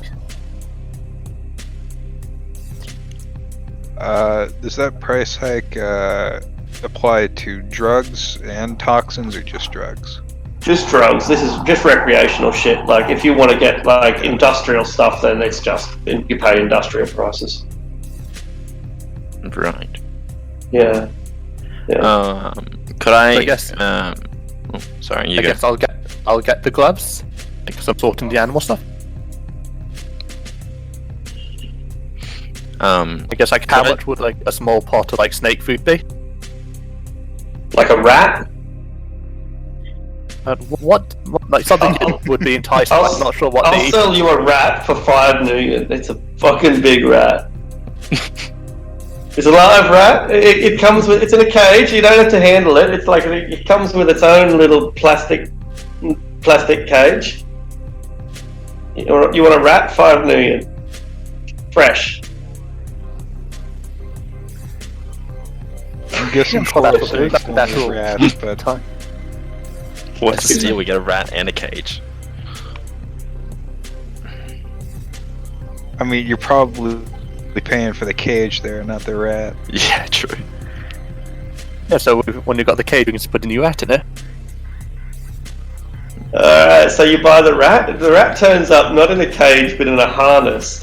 And when he says plastic, he means plastic bag. So basically, it's a rat. Its head is poked through. Its little arms and tails are all poked through. So, I guess I'll use. Can I use the animal hand? Needed a few of the bar nut, like peanuts from the bar. what was? So can you say that again? So you're feeding your rat peanuts? Is that right? From the bar. All right, no worries. You feed your rat loves you. It gets genuine peanuts. It hasn't had real peanuts in days, and so like your rat is now you now have a loyal street rat. the contacts 1, loyalty 3. Connection 1, loyalty 3 rat. That's a well connected It is, yeah. That rat can get on for you if you need. Get to do some leg work. Alright, you have a rat. What's its name?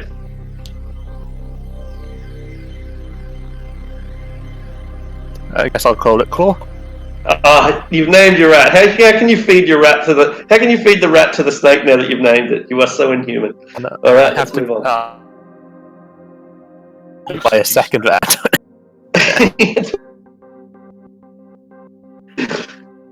All right. He's a seducer. It's what he does. Indeed. So Fenway turns up with his rat in a plastic bag. He's also got some gloves. Is there anything else we need? Yeah. We want to get some knockout grenades Yeah, to deal with security, just so we have options. just knock out grenades, yeah. Yeah, be gas grenades. I've got a couple doses of slab. Okay. 10 doses. If So we just get need gas the grenades, MSO. does everybody have gas masks? I have gas masks for the entire team. Oh, that's nice.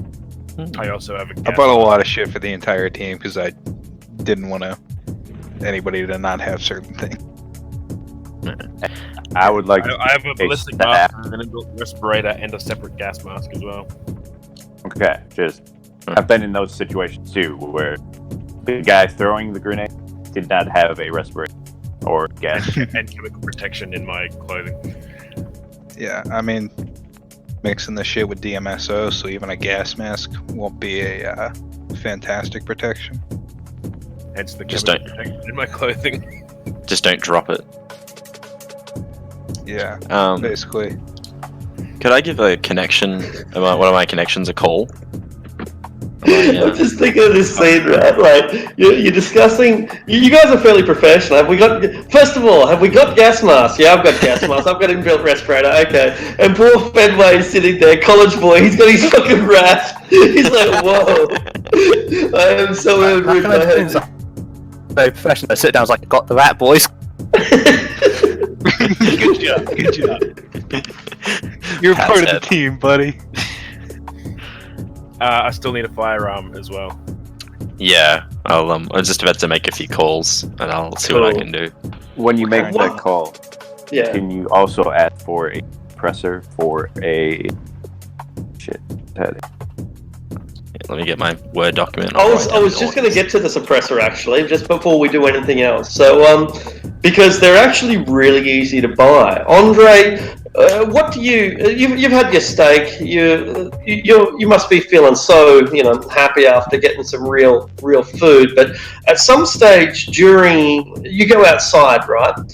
And the streets of Bangkok are packed with motorcycles and streetwalkers and stalls. There are stalls everywhere, and these stalls sell fucking everything. They got shoes and they got shirts, but they've also got hand sanitizer and towels, and then they've got nunchucks and ninja stars and tasers, and you're just walking down the frickin' street, and people they don't sell the silencers out openly, but when you start inquiring at the guy who's openly selling tasers and nunchucks and ninja stars, he then goes and gets his hidden stock, and he only has to more or less reach behind the curtain, and he pulls out a range of silencers and other kind of accessories like basically stuff that is restricted, but not out and out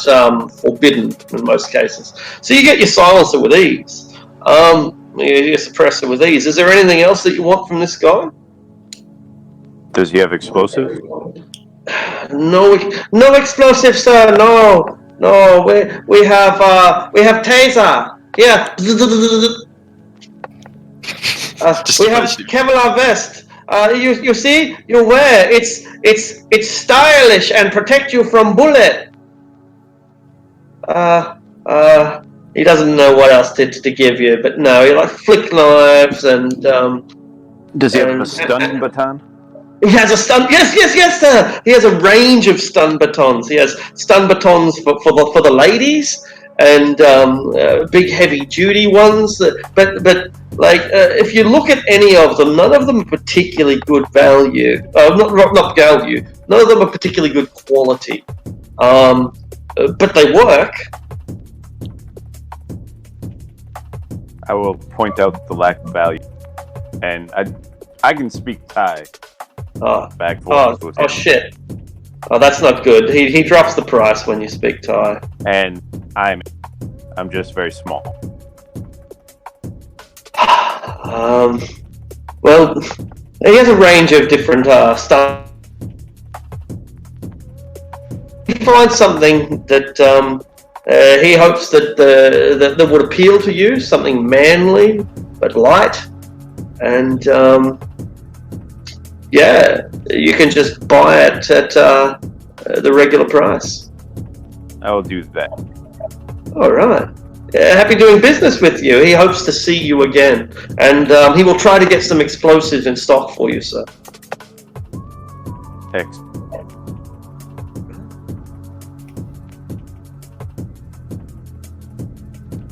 Andre comes home with a stun baton and a silencer.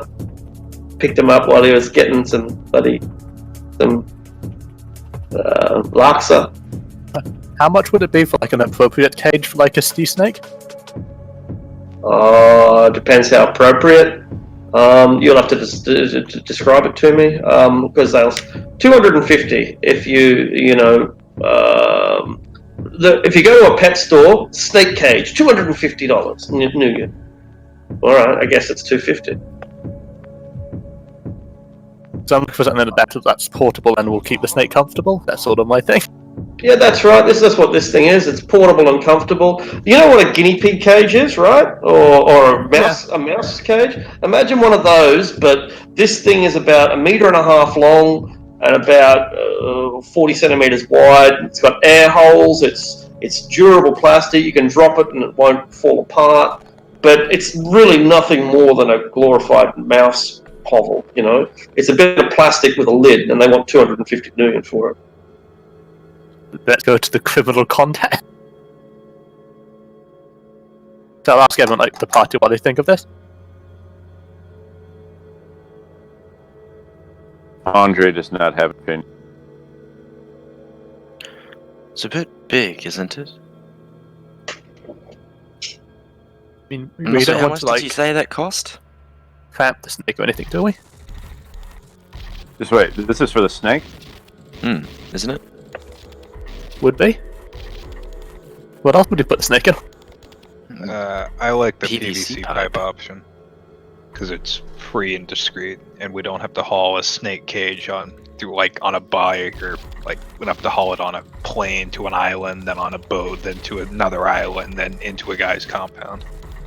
With everyone asking us what's the cage, or even if we have to run away with bullets flying after us with a gigantic snake cage. You can try the pipe, but isn't it open on both ends? You close it. Well, yeah, they sell cats.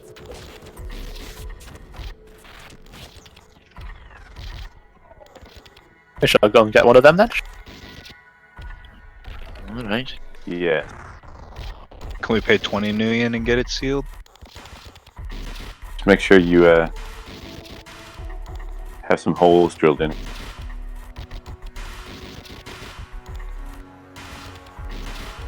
Get it threaded. I mean, pay the extra 10 new, have them threaded on both ends. Can we get That's lead very good. pipe? Lead pipe. Will that poison the snake? No, but it's like he's not gonna get it that one. But like steel cast iron pipe. Why? Well, I'm just curious about why PVC, why metal instead of PVC. Because we might be getting shot at. Yeah, gotta keep it safe. I mean, I don't. Be heavy. And also generally, If we're getting cast shot iron at, pipe. shit's already gone horribly wrong. yeah, we're overthinking it. We're not getting an armored tube for the snake. That's ridiculous. Okay, so we'll get a PVC tube that's been, like, so you could screw caps onto either end, or both ends. Yeah, along with some air holes. Oh, one thing I should probably, like, when I was Googling the snake, like, what exactly made it awaken? Like, can it do anything, or is it just sort of vaguely magical? Arctic actually timed out. It's just us here. Oh, we did? Fuck. Yeah. That's He's just having his fucking problem. So I'm hoping, like, once we get to the snake, I can use my animal handling, like, get it pretty easily. I don't. Yeah, maybe you can send Just your rat don't in. botch that. Just be like, hey buddy, wait in the end of this tube and like put it up next to the snake. You sacrifice your little butt. Take the cap out when the snake goes in, and then strap it in there. What if the snake gets hungry? What are you gonna feed it now? We don't care. Again, thing. Seems to be Yeah, back. you should. Hey. Wunderbar. I heard the question, can you spend 20 million to get it sealed? Look, not really, because PVC piping is a pretty simple fucking invention, right? And this stuff is strong. You can get a nice tube of PVC for 10 million. Some tiger goes over to his neighbour's house, breaks off his home pipe, breaks it at the bottom, and brings it back to you. Here you go, sir, 10 million. But to actually get some lids, you might have to get a little bit more creative with it. Like, if they can give you a couple of lids for 10 million, that's no problem, and you've basically got like a post pack. But it's not going to be any going to your local post office and getting one of those cylinders that seals with plastic, right? That's basically all you're getting for 20 million. So that's fine, you can do that, but it might even work. It's only a snake. It's not like it's got some way, like it doesn't have hands, right? But is that going to be enough? No. It might be better off with some. This is a 12,000 yuan job, and we're like, should we spend 250 for a proper cage? Well, I mean, The problem is not the expense of the cage. The problem is hauling like a full-size cage, like Size of the through cage. several Is it items. be on difficult to carry? infiltration.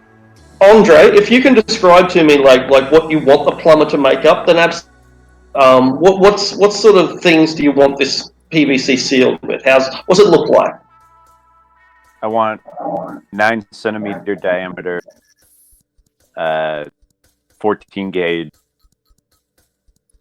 1 meter long, and I want like the screw caps that go on the end of it on either Right, end. screw caps. Yeah, no worries.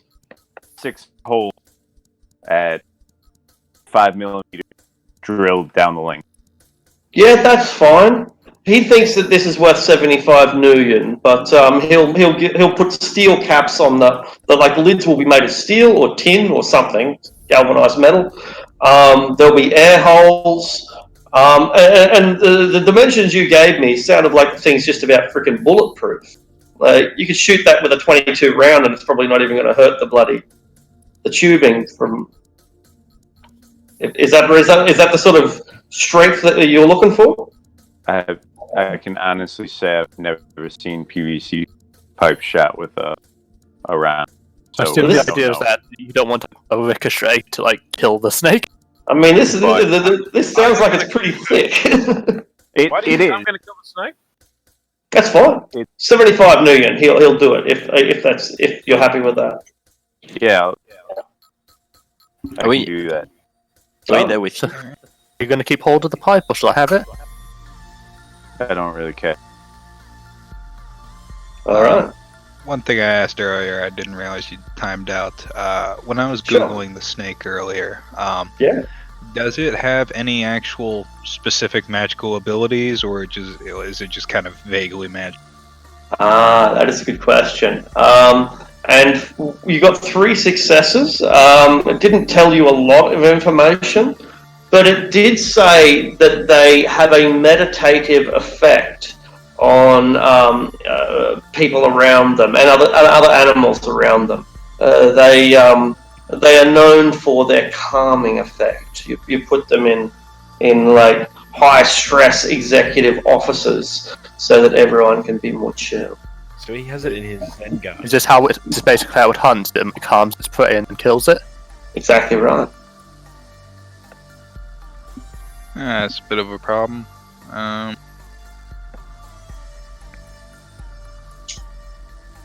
Could probably have my drone do something about that, like have it go in preliminarily and tranquilize it or something.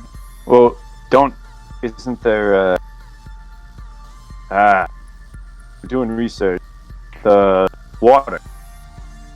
Drop something in the water. Yeah, like Narcojet. Yeah. Mhm. Or does Narcojet work on, I don't. It's basically like animal or person tranquilizer, like what you'd shoot a lion with or whatever, you know. There you go. So why don't we just dump that DMS of it. query? And you need to get the dose right, or you'll kill it. Yeah, probably Don't be use. weird about it.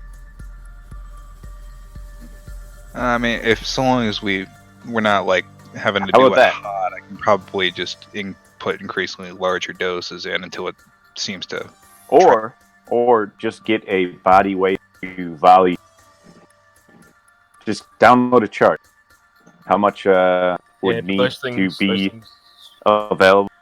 work Yeah, across I mean, generally. That is the intended usage for this stuff, so it probably is actually available. Like, you know, how And much you then should get use another versus- one that would say how much would be diffused in water.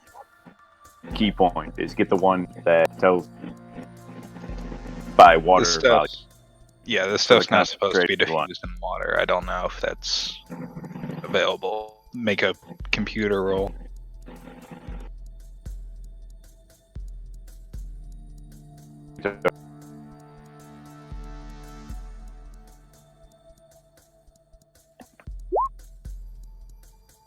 Whew.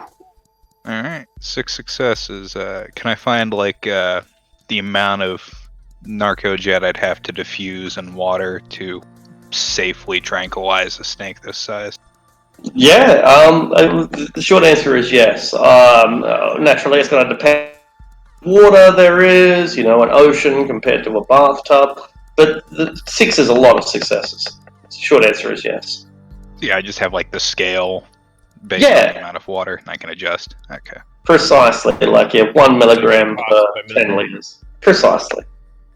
So just, when we get to it, I'll know the proper amount. Exactly, and so the problem becomes also with killing the snake, because they can only take a certain amount of toxins. But again, you're familiar with those ratios as well. Got it. All right. All right. One more thing I'm gonna try to find on the Matrix is I'm gonna find like a property registry or something like that to see if I can figure out who owns that island. All right. Dude's house is on. No problems. Dope. Brilliant. Not even You a ton of discover. dice, it's just good rolls. Damn. Oh, that's right. You discover that it is owned by a member of parliament who serves within the government of Cambodia. Cambodia has a parliament and it's owned by a member of it.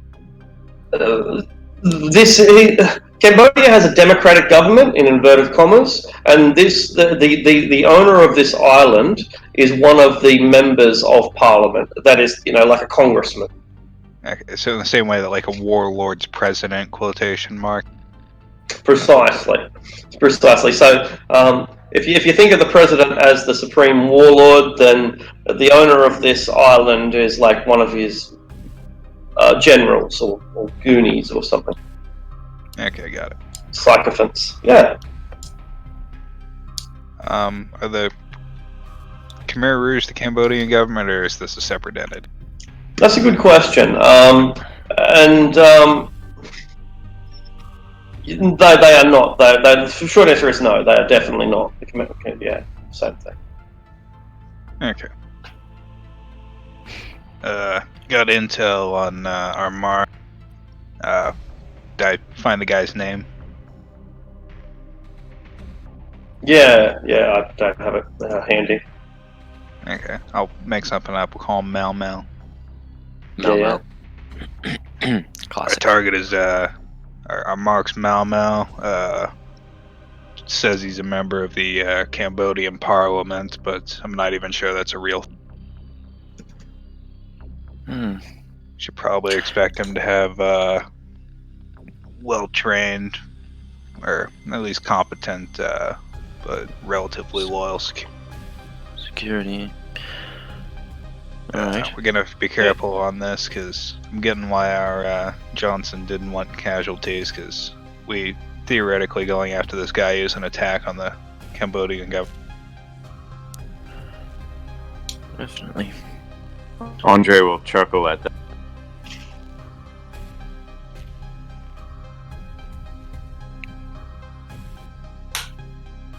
So All we've got containment for the snake. We've got knockout grenades. We've got an arco jet for knocking out the snake. What's the chance an info bird will have like the floor plans to the building?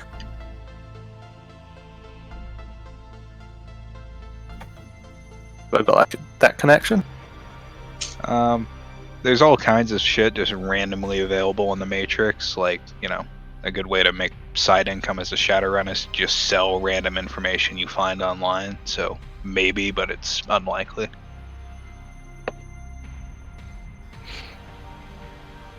That might be a good opportunity to test out like the contact. So how does it even work? I wanted to use that contact.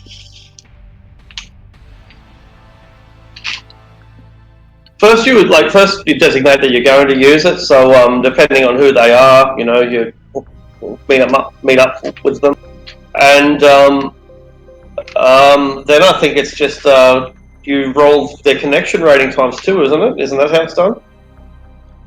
That's a house rule. Theoretically, every single contact every player has is supposed to have stats, but that's ludicrous. So the handy house rules connection times 2 plus loyalty. Right. So I thought the loyalty only really came into it when, I guess outside of that, basically. Cool. Yeah, well, a rating 6 contact is more willing to do stuff for you than a rating 1 contact, but connection matters more. Yeah, fair enough. All right. So, who is your contact to begin with? What are they? Do you know anything about them, or is it just a set of numbers at this stage? Years ago, he accidentally got in contact with the info broker. He's pretty sure it's a dwarf, and that's the only thing he knows about this person. And all right, sounds like it's a Matrix contact. So you probably get into their secret forum, leave a message. Graphite want to contact you, and Graphite gets back to you within an hour. He says, loyalty 1, connection 6. So, that's why I said he was risky. Yeah, just some dude, some random troll on the internet, Matt Dwarf, whatever you want to call him. I call him a troll because they're all trolls. But so you hook up with Graphite. You're in a chat room with him. Graphite's Matrix icon is a Warhammer. What's your Matrix icon? What do you look like right now? He probably has the default one. He thinks he's changed it, but it's still the default image. Brilliant. He has gremlins. All right. So you're standing before this graphite hammer, and what can I do for you, pal? Yeah, I'm looking for floor plans this time. Floor plans of a specific building? Yeah, specific, I'll tell you, it's the place in Kosa Moya, owned by important guy. Says, don't want to waste your time. This might be hard to find, but I'm going to take your money whether I find it or not. That okay with you? 250 million, and I'll start the search. I guess that's worth it. All right, just hang in there, pal. I suppose this is like a VR world, I guess. Yeah, that's right. Yeah, I suppose you pick up a digital apple, it would explode into glitches. Brilliant.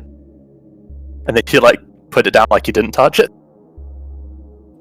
Excellent. And so the hammer goes through a door, and you're left alone in this room. Give him his roll. Connection times 2, and you can add the extra dice for loyalty as well. 1 loyalty. So it'd be slash roll 13d6 greater than 5. So 5 successes. Yep. Yeah, 5 successes is pretty good. Alright,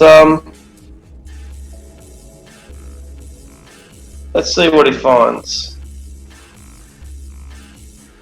He gives you access to a camera feed of the locale. And so this is what he shows you, Fenway. I think this will work. I'm not entirely sure. First try. Where's Fenway? So I'll dump you down. Inside. Alright, cool. So you can see now, can't you? Yeah, cool. Okay. So you're able to walk yourself around within the vicinity of this place. Go ahead. See if you can walk yourself around. Yeah, I can. Alright, also you notice that there's a button or a dial at the top of your character. You can spin that to move direction. Oh, that's cool. Yeah, okay, cool. So this is the locale that he's showing you. It's only showing you, however, the main central room. It's not showing you any of the bedrooms or the bathrooms or the guest quarters or anything. And so it's only of limited value, I suppose. But we can. I suppose this is where the snake is. Yeah. That's the snake right there. That's all the things in the pond. Those are the things like in the thing. Animals, I mean. There certainly is. Coral. Yeah. Sharks. Crayfish. Can I take screenshots, I guess, of the thing? Yeah, sure. Yeah, go ahead. Because I have Gremlin, but I make a check for that, even though it's supposed to be simple. Oh, it's yeah, so yeah, go ahead. Yeah, make a gremlin. Yeah, it's use computer as a skill. So logic plus computer. I don't even have that. I have So default on that. logic -1. Yep. Logic -1. The logic and the limit is mental, I guess. You're unlikely to hit the limit though.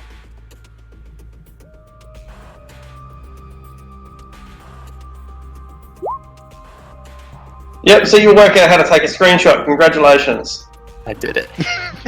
You guys are going to be so proud of me. Yeah, why is the mage with gremlins doing our matrix legwork? Because I know Graphite, the info broker. I think Graphite. Geppetto's gonna find, or I called a fucking Geppetto. Godfather's gonna find out you like got VR ported into like a floor plan of the building, and he's gonna be secretly. He's just like at like an internet cafe. Like there's nowhere else he could have gotten this, computer-wise, I guess. So are you? One modifier on there twice as well, by the way. What did I do? Because you put in the -1 modifier, but the default of skill already puts it Oh, in okay. You're negative twice. I got 2. That's excellent. Thanks for that. I got nice screenshots. Are you done now? Am I able to Yeah, take you back? I've got my screenshots. Excellent I'll work. get them to put them out. Okay. And then back to this group, I'll show them screenshots from the camera footage. Yeah, brilliant. So it's a Japanese style house, right? It's a nice house, but it's made in the traditional style with paper walls, massive, beautiful, rich carpets. The whole thing is dominated by an aquarium. We're not talking a fish tank, we're talking an aquarium. And it's big enough to hold multiple sharks that are swimming around with small turtles and parrotfish and clownfish. It's a full-on ecosystem, all kept within glass. But there's no sign of any guards anywhere, nor any people.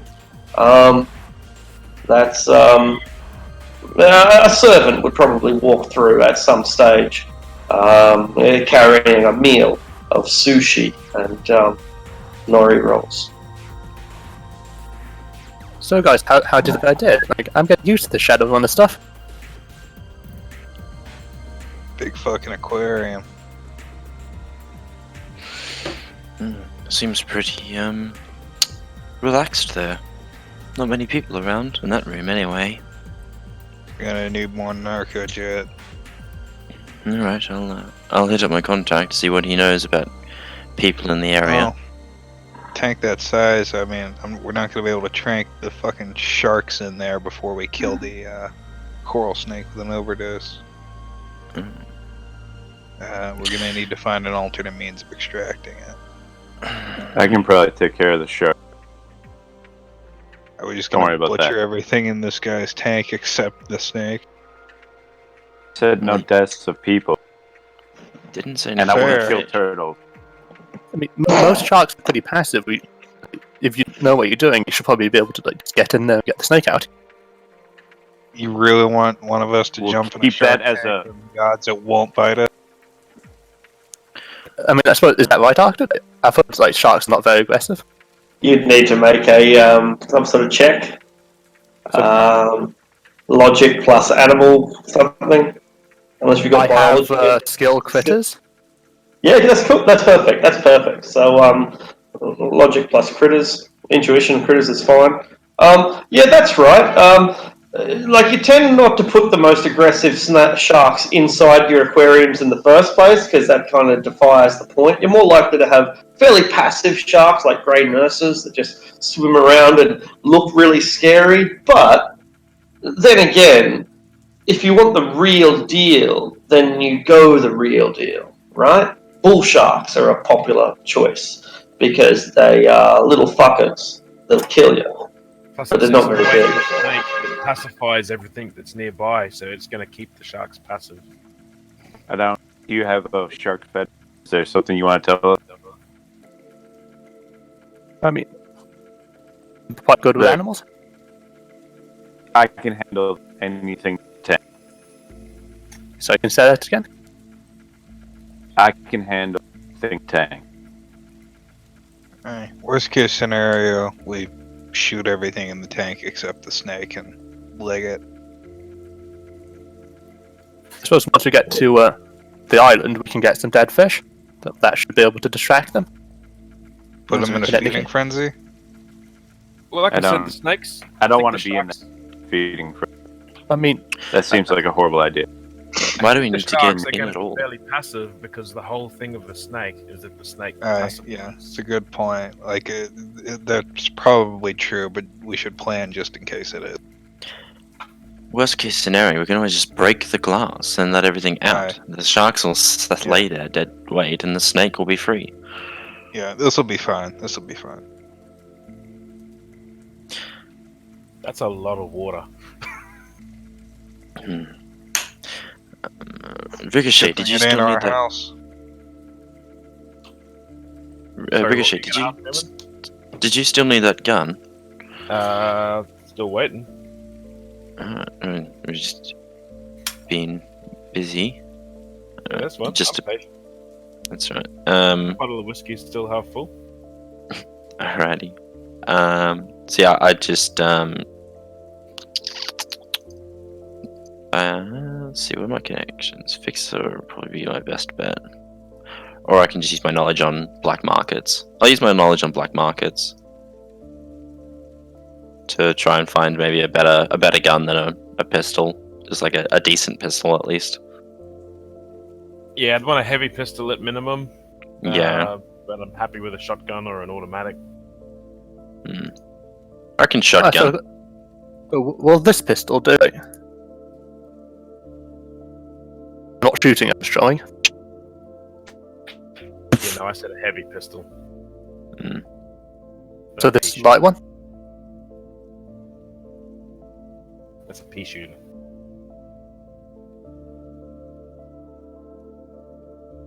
I probably can't even fit my finger through the trigger on that one. Oh, it was light For pistol. someone without a pistol, you're awfully.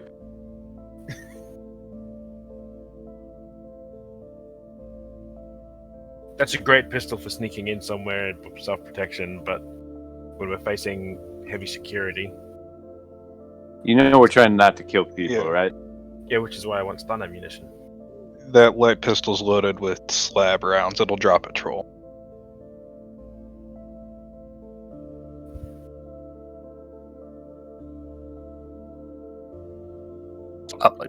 I'm not actually sure what to load. I just sort of, when I used chum, I just sort of put it in. I didn't know what ammo was. Do you have to buy ammo? Yeah. Yeah.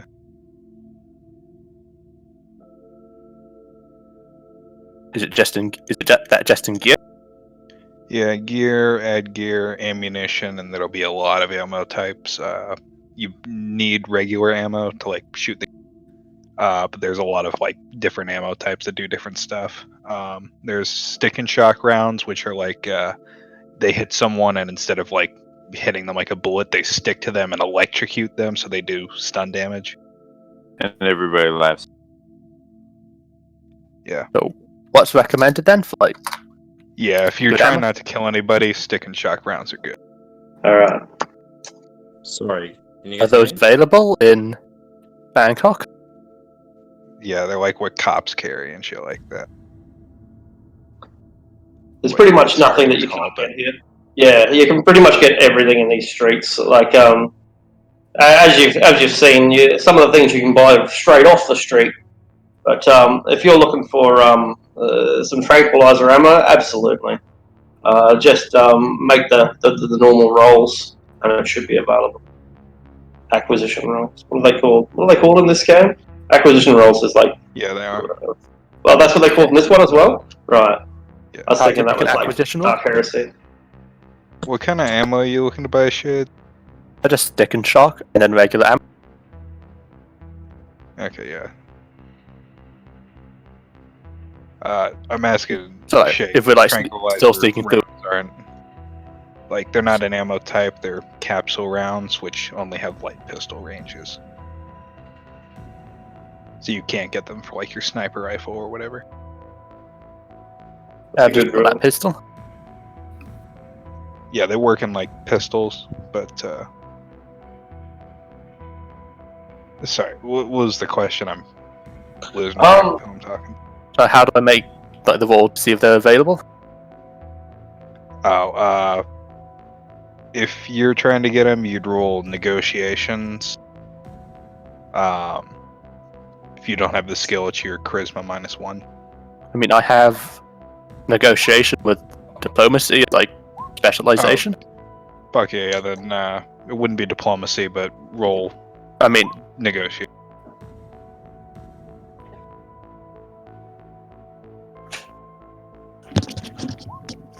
three. Yeah, we can't hear you, Omen. Sorry, my internet dropped, so I had to jump on my phone to listen in for a bit. Okay. So you're back now, I'm back that's good. now. Yeah. And what were you trying to buy there, Fenway? Yeah. I'm sorry. What's Fenway Stick trying and to shock buy? ammo. Excellent. Yep. Uh, That'll be that should be fine. That's right. Right. yep. Is Yep. that like 320 per one? No, Okay. that's per. 10, I think. It's $80 per 10 rounds, Right. or 80 New Yen rather per 10 rounds. If you have trouble with the stick and shocks, gel rounds are another alternative that are usually cheaper and easier to find. I think I managed to find them. Yeah, you've got them. Yeah, 320 New Yen would buy you. I've got selected a weapon category for the ammunition, so my pistol is a light pistol.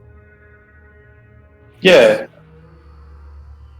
So it's like a clip that you put into an automatic weapon. And I'll look for some regular ammo.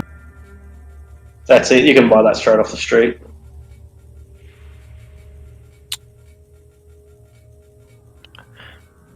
Could I try and find a heavy pistol for Ricochet? Yeah, absolutely. A Ruger Warhawk, you can buy them straight off the street. Ruger Warhawks are revolver. It's like a Magnum. Okay. But Also, I guess not exactly a quiet gun. Yeah, something. I mean, it would be a.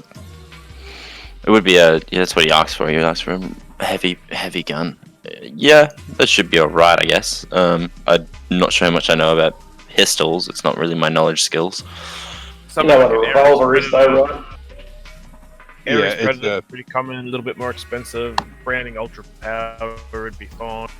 They're also usually pretty ubiquitous. Yeah, you can get a Ares brand. Predator is pretty much the stereotypical Shadowrunner pistol. They can get you an Ares Predator, but they have to get a guy who knows a guy, and you'll have to pay an extra 25% for the Ares Predator. Nah, only 15. I mean, that's pretty pricey. Be 900 New Yen for the Ares. I mean, I'm trying to barter, but if it's not a barter situation, You can go ahead and try. Yeah. The Ruger Warhawk so- would be fine as well, then. I'll try and barter this one first. So yeah, I'll try and get the Ares Predator, but I want to get it down a bit. 25 is just too. It's too much just for that. I mean, we're talking a bit. That's a bit much there. So how about we put that back down to 15% increase instead. Alright, go ahead and make a roll. We got bargaining.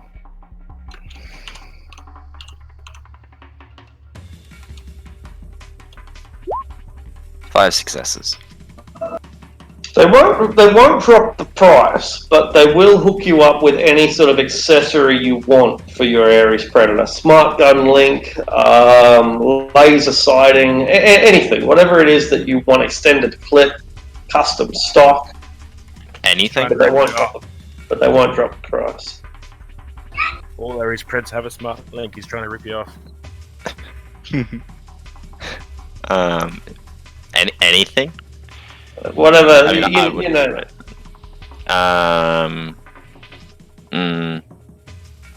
Do I make like an intelligence check to see if I know what I could do with that, or if I'm? You just well, you can just ask the other players. That'll be fine. You done guide with you, I assume. I mean, I'll probably take Miles with me. Ricochet with me because it's his gun. So.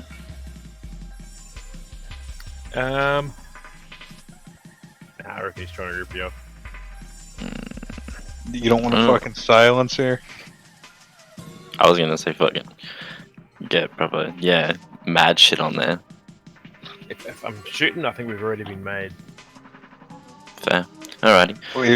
I mean, not necessarily. Alright. So he wanted a 25% increase, didn't he? That's right. About 18%. Ares spread with a silencer would be good. Yep. The silencer's going to cost you another 900 anyway. Alright. Okay. So you happy with that? You happy with that, Ricochet? Yeah. All right. 1800. You have a silenced Ares Predator. Alright.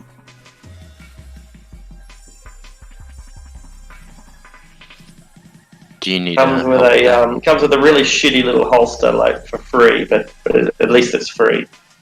Like basically a toy holster, little cowboy thing. I just realised beast spirits come with animal control. So could I bind like a beast spirit and then use that to control the snake? Theoretically, yeah. Yeah, so that's a plan. Once we make it, call up a beast spirit, ask it to work its magic. So I know your characters don't know anything about summoning, but I'm asking players here. Would it be a better idea to get one and bind it, or just summon one with there? You can probably summon it on the fly. So you think that would be a better idea? I mean, the cool thing with spirits is they last until sun up or sundown, so you don't have to wait until you're mid-mission to summon it. You can still summon it before we start the mission, as long as the sun isn't going to rise or set mid-mission. And then you can call on it while you're in the mission. Okay, and suppose when you bind, you need it for longer than that? And then binding lets you keep them past the sun up, sundown restriction. And get more services. Okay, sounds good. Alright. I'm trying to fill up the character sheet for spirits, and most of it is just an F, so I'm not sure how to do it. It's whatever force you summon it at. So I mean, you wouldn't summon it now. I guess I'll add it. To bind it.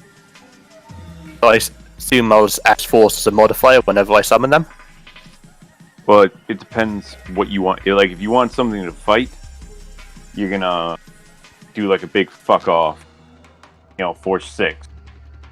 You want something to use something like critter power against a relatively small creature, so you could probably get away with like a force 3. Which, the big difference on there is how much damage you're going to take summoning it. And whether you're successful. And the character sheet, should I just put it in as a PC character, or should I put it like as a grunt or like a sprite? I would put it in more like a sprite.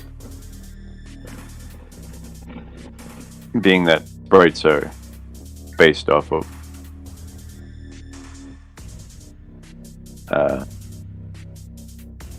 the spirits. Because when I say sprite, it's like data processing and firewall, which makes me think that's not what that's supposed to be. No, it's not a sprite. Sprites are for Technomancers. Technomancers.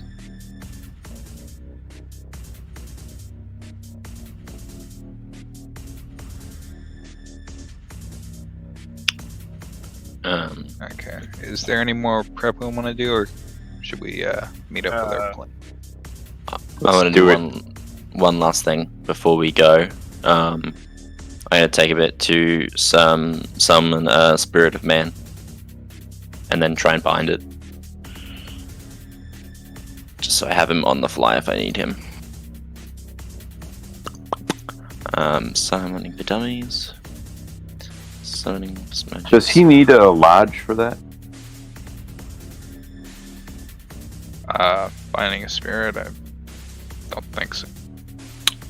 I didn't think so. I haven't come that across anywhere. For binding, you need reagents. Which I do have.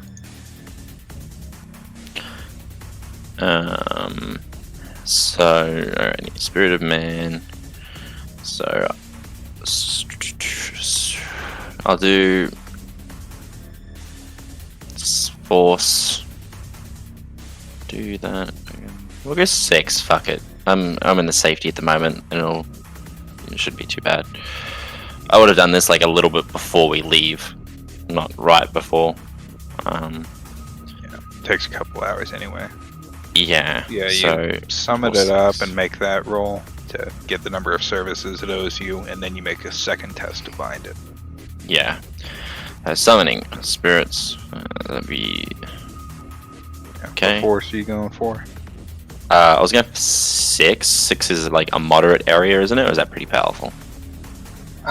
It's about as powerful as you can safely summon. Well, it'll be 6. I'll summon it at 6, but it'll be a force 7 because of my thing. Yeah, quality. Yeah. So 7's not too bad. That's like a good number. What? No, yeah. Seven is a fucking beast. Oh, okay. Spirits of man aren't particularly, as far as spirits go, particularly strong. But that's still a very large. And one of the things as a maid you'd want to do is check this place for astral security. Oh, like the building. Yes. Yeah. But as in, not the one we're in right now, the one we're going to, correct? Or do you mean the one we're in now? No, when we are on the job, yeah. Before you let the rest of us go in there like assholes.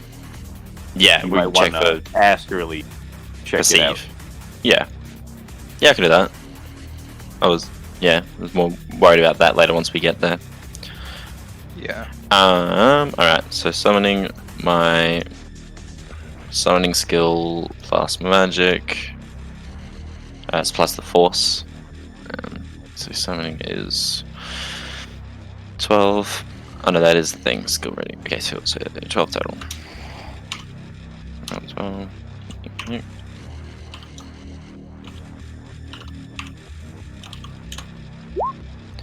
So 7 successes on a Spirit of Man. Force was 6. Yeah, and it rolls 6 dice to resist. 7. No, he has that quality that makes it call up at a force higher than affinity? And it resists with the extra dice. It does? Okay. Yeah, but I'm not what the rolling quality, extra what the dice. quality does is means he only takes the stun damage as if it was force 6, but it still resists at force 7.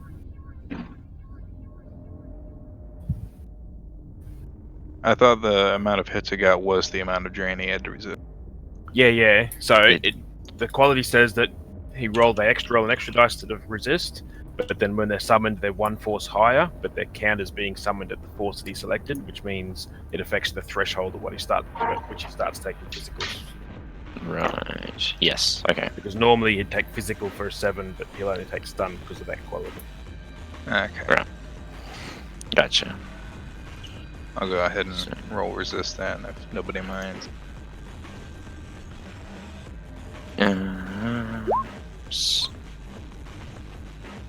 So, that's the resisting?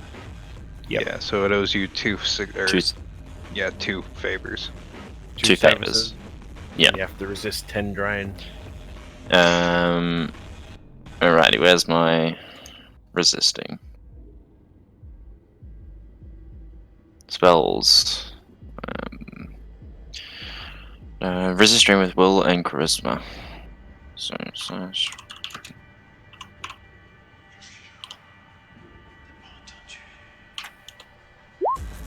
Only 3 successes.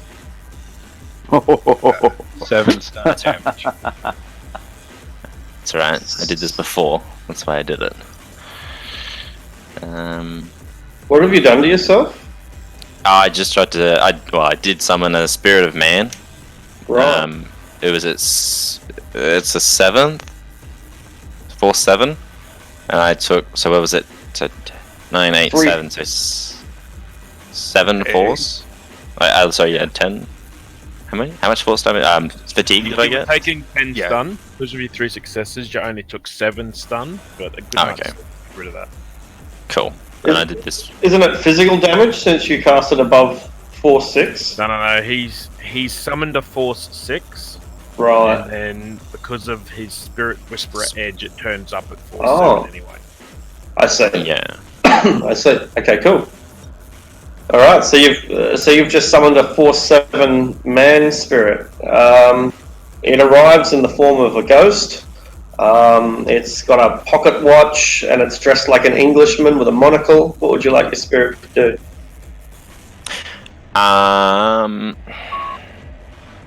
Were you gonna try to bind this one? I was, but I just took a lot of drain because I take more drain if I try and bind it, isn't it? Yes. Yeah. Yeah. And I'm not sure exactly how many stun boxes do I get. I think you just took 7. I did take 7, but how many have I got total? It's Probably not 8 a lot. plus half your willpower. Right. Okay. So 5 would be 3 if we're running up or down. Yeah, we round up. So you have 11 stun boxes. You 11. took 7, so you have Fuck. stun left. Wow. You got a hammer. Yeah. You can't It see rolled straight. really well on the drain resist. No, I did not. 13 dice, only 3 succeeded. Or yeah, it rolled really well on the summoning resist, and you flubbed the drain resist a little. Yeah. That was actually a really good roll on its part. Yeah. Fuck, I probably can't. No, I won't try and bind it. Well, For now, you got, I'll. until The sunset drain for or binding is sunrise. worse as well because they roll Double. more dice to resist the binding. So Yeah. he only rolled 6 dice to resist being summoned. He'd roll 14 to resist the binding, and you'd be taking double his successes in drain. That Yeah.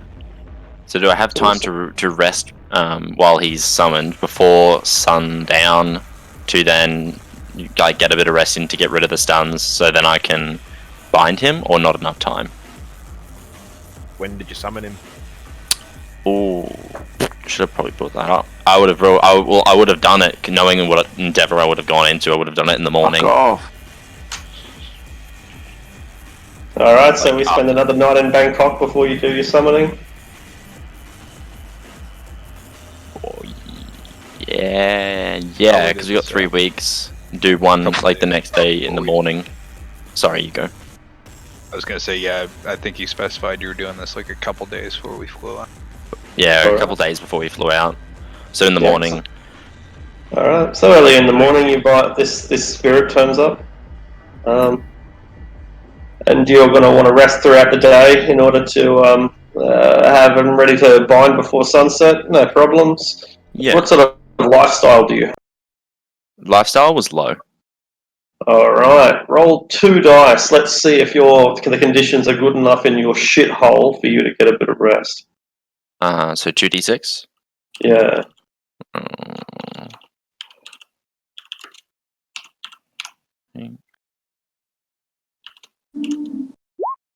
One success. Alright. Your next door neighbours are having a fucking domestic all day long, and they're yelling in their own language. Do you understand Thai? Nope. So you don't even understand what they're saying as they start smashing plates against the walls, and you understand bitch, but she's doing the one saying the word bitch more than he is. In the end, there are some gunshots. Do you intervene? No, not my problem. All right, you get some rest. Congratulations. You around about dusk, you're feeling okay. You don't know what happened to them. Sorry, how would that be vindictive? I didn't say Because vindictive. I whispered him because he Yeah. asked me to remind him about his qualities. I was like, you have all this shit about like vindictiveness, and these assholes are keeping you from sleeping. Oh, okay, yeah, because they're being a dick to me, right? Yeah, I guess I'll make a composure test. Composure for vindictive. It would be just my be the same thing as my yeah. So we just 13 again.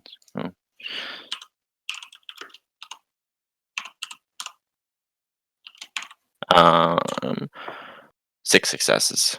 All right, you keep your cool and you let them deal with their own shit.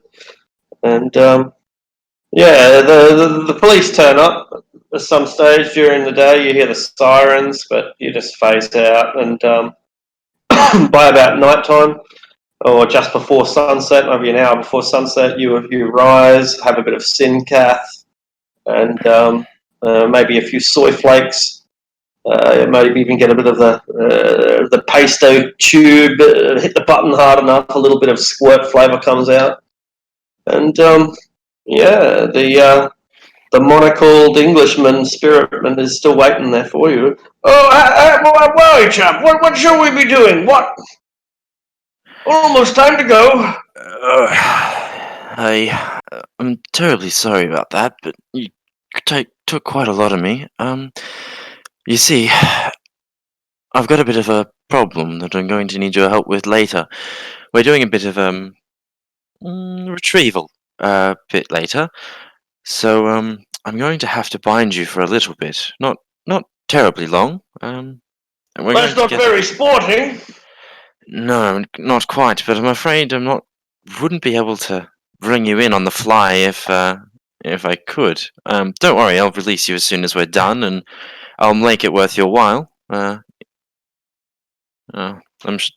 terribly sorry about it. I know it's not exactly convenient. I'm sure you've got better things to do, but Oh, well, just get on with it, what? And Alright. make your binding check. okay, binding. Skills. My binding. Got a train to catch, sir. Choo choo. You see the spirit's about to jump on the metaphysical train and get out of here. / roll. Just gives him a brain aneurysm and then disappears. So, it's his joke on. Ooh, I was right. That would be a use for edge. Can I? Oh yeah, I was gonna say, can I use my edge? Alright. Expect late for that one. How do I? You can re-roll everything that's not a hit. Okay, so everything. Just everything. It's pretty bad if 11 dies. Yeah, I'm sad. Oh, I didn't type roll. Sorry. No worries. You can just hit shift up and it'll do your last to cycle through previous. Oh, you just need to press up. Yeah. Oh, that's right. Yeah.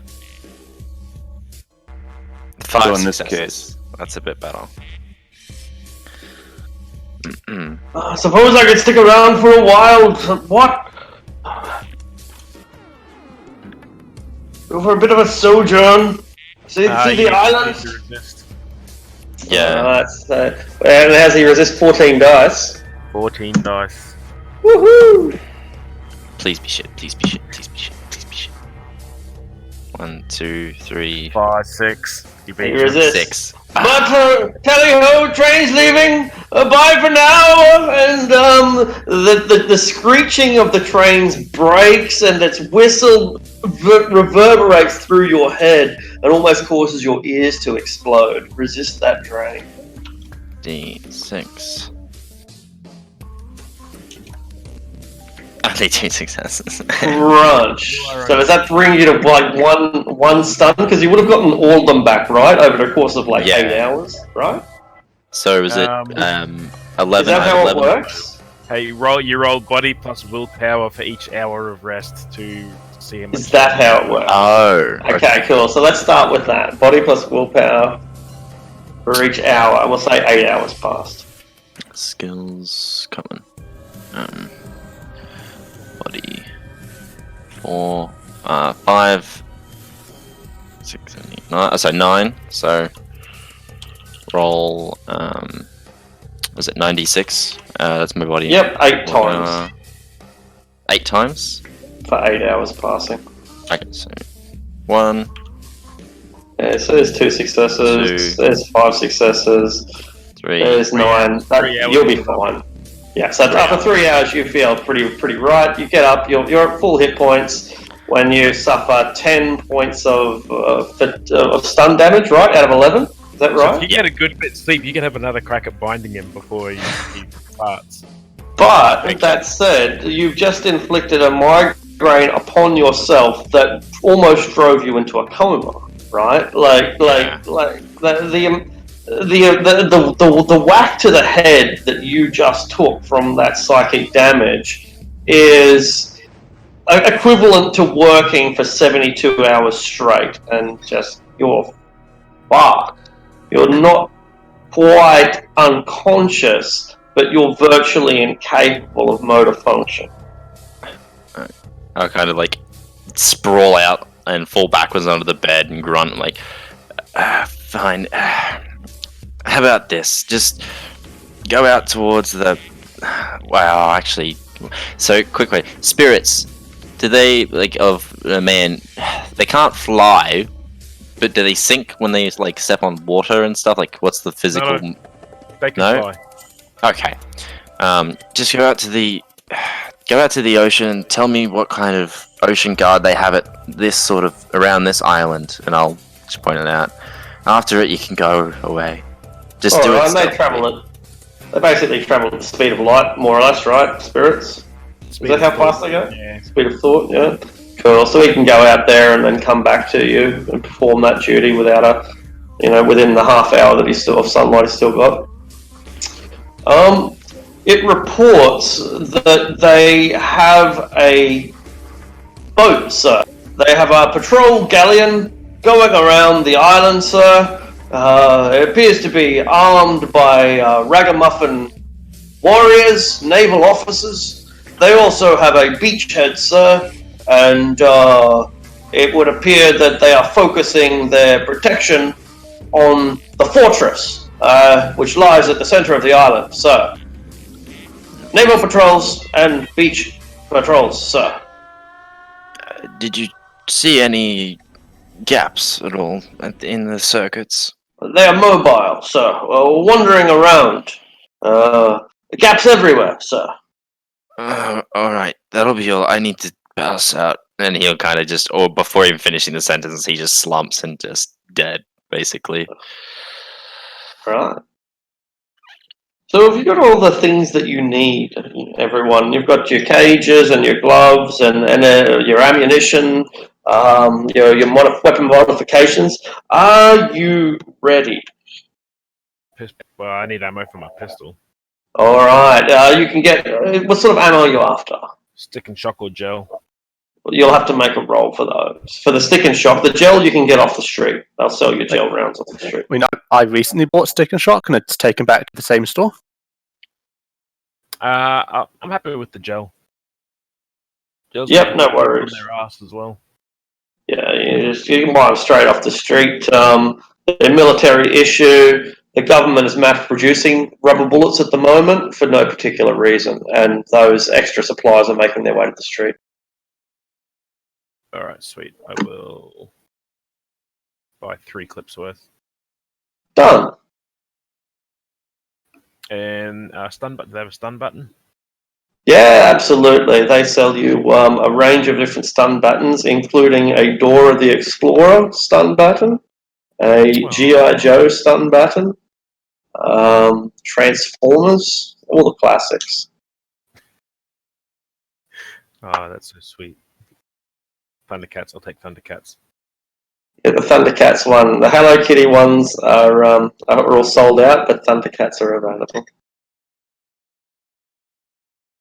This is now my Thunder button. Excellent. It has a picture of Panthro on the side.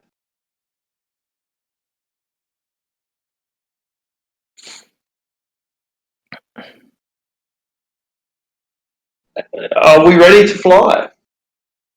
I think so. All right. Definitely. You take off from the seaside hovel of Padia. You get in your Cessna, in your seaplane, and zoom! How many people we got? Almost too many, but not quite too many. None of you are trolls, right? No one's a troll, right? Yeah. No Phew. trolls. That's good. So that means that we've all got room for our balls. Most of us have balls, I'm pretty sure. You fly through the sky. You fly over the sapphire and turquoise waters of the Andaman Sea. You go past islands, many of which are developed, and a handful of which are still more or less completely untouched. And you make your way down to the waters beside Koh Samui, which is a 24/7 party joint. You land off a more or less crystal white beach, and there are drones that are constantly cleaning and washing the sand, making sure it is bleach white. Up there on the shore, there's some music pumping, boom, boom, boom, boom, boom. There are tits bouncing to the beat. Most of the women are wearing bikinis. Most of the men are just wearing shorts. Lots of beautiful people with bronze bodies and dark brown skin, hair flashing around their shoulders, cheap drinks. Here you are. Welcome. I don't know what you do next, though. Well, Party. No. I got a way I can get us to our target island. It's not the most subtle option, but it's a submarine. I like submarine. Now we're here. Can I get bait, fish bait? If you mean your own submarine, did you bring it with you on the seaplane? Theoretically, it can go underwater and drive itself here. Ah, so you didn't catch the seaplane. You drove through the bottom of the sea to get to Koh Samui. You went the long route. If I'd have had to, it has an autopilot. It can drive itself. It has an autopilot. It can drive itself. Of course, it's got a fucking autopilot that can drive itself through the bottom of the sea, from the mainland of Asia across to some random holiday island. Of course, it can do that. 640. Does anybody else feel like bad thing to happen by submarine? Your car is waiting for you when you get there, and it's already got the drinks like on the roof. The drinks are ready to fucking go, man. It's happening, and so we have a submarine. I'll buy fish bits to entice the snake with. No worries. They cost you 25 million because you're a tourist. This racism, these microaggressions. You are so white right now. Like your skin is so English whiter. paste white. Yeah. You actually reflect the sun, causing people to pull down their sunglasses. You should just be more Asian, bro.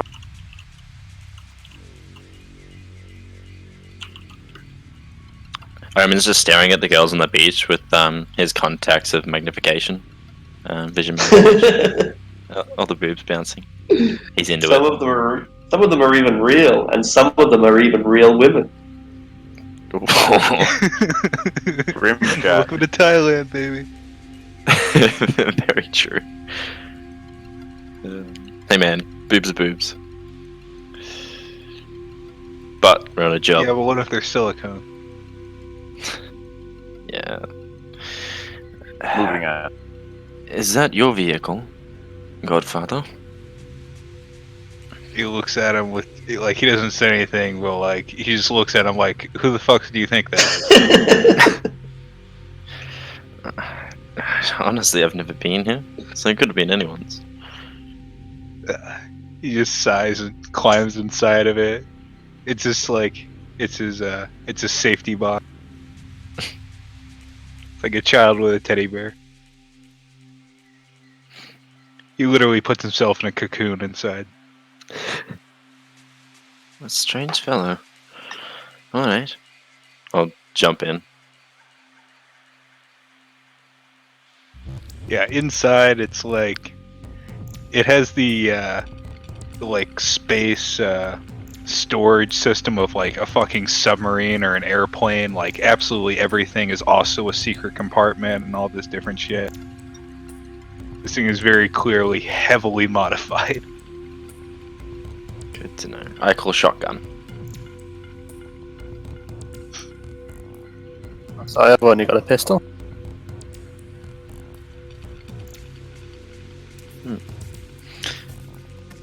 Alright. Oh, I'll relay what happened. What happened with my spirit. How he did a quick investigation of the outer defenses on the beach and the ocean. Yeah. Once everybody gets into his truck, Geppetto's gonna open up a case and he's gonna explain. Listen, I got a lot of automated drones and defense systems going, so while we're on the job, it is absolutely critical that you wear these at all times. And he passes out, like, they look good, like they were made by somebody who knows what they're doing, but they're also very clearly, like, homemade. It's a little pack about the size of a cigarette pack, designed to be like strapped onto a shoulder or something, and it also comes with an earpiece and a pair of contacts.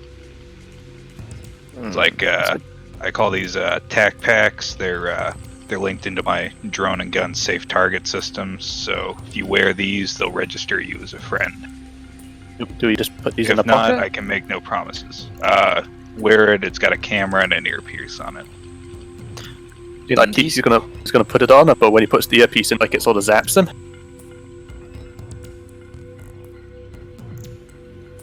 Well, you don't have to use it. I do. No, I mean like he put it in and it sort of shocked him, gave him a shock. What sort of things have you done to this? The contacts. The ones I have are all right for now. But They got low light and thermographic. right. Sure. Long damage links, so there they are. Oh yeah, I'll take mine out then for now and put yours in. Yeah, the pack itself also has a better camera on it.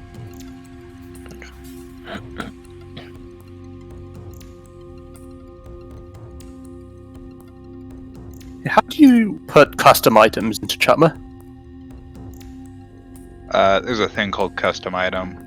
These Oh, technically there's an item called custom item. Yeah. These are just heavily modified cameras. Alright. So, if we're taking the submarine, we can all fit in that vehicle, right? Like, that's no problem. It can easily take 6, yeah? And do we have any equipment that won't fit in there? I mean, PVC piping is fine. That's easily going to fit. Do we have any, like, I don't know, Gauss rifles, for example? I No. don't think anyone's bringing anything bulky. No. Alright. Cool. We drive along the bottom of the sea. Navigating through the bottom of the Andaman Sea from island to island is not an easy task, but we are assisted by a range of GPS and presumably some sort of sensors as well. Do you have like a periscope or anything? Not specifically a periscope. Let me double check the sensor package on this thing. What about, drones that have a battery life of several hours so you can, go to a depth of 200 meters and not lose contact? I have one of those, but since we're trying to not get spotted by, like, patrol craft, he's probably just mapped out a route beforehand and is going relatively blind and wireless. Alright, that's not a bad idea. So let's, I guess, make some kind of navigation check to plan the route. But I'm thinking like maybe with a +2 bonus or something, since you're doing it on land with maps and properly. But I guess it's navigation plus intuition, logic. Yeah. Navigation.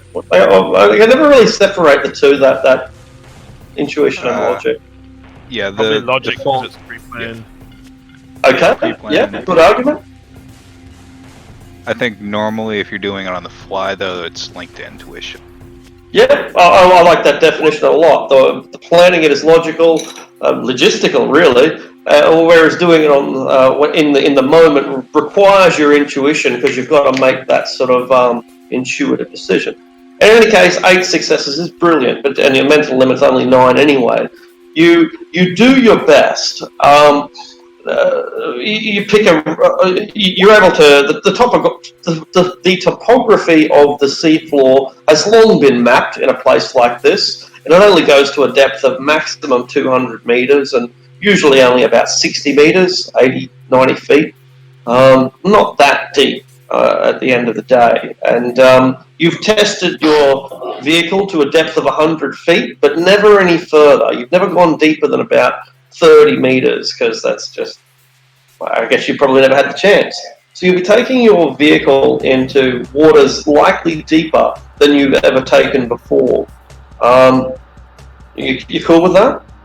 I think the submarine mod actually does specify the maximum depth, so he's going to keep Does it? above that. Yeah, let me check. All right. Yeah, have a check. Yeah. I'm really uneasy being under the water anyway, though, because I've heard horror stories about how dangerous the oceans are. All right. All right. Does your character know about the vents? No. All right. Now he's even more scared. No, you might. You I've should. just heard horrible nightmares of things like krakens and sea monsters and shit. Yeah, well, that's all. That's all fair. You know, I mean, they're out there. They're definitely out there.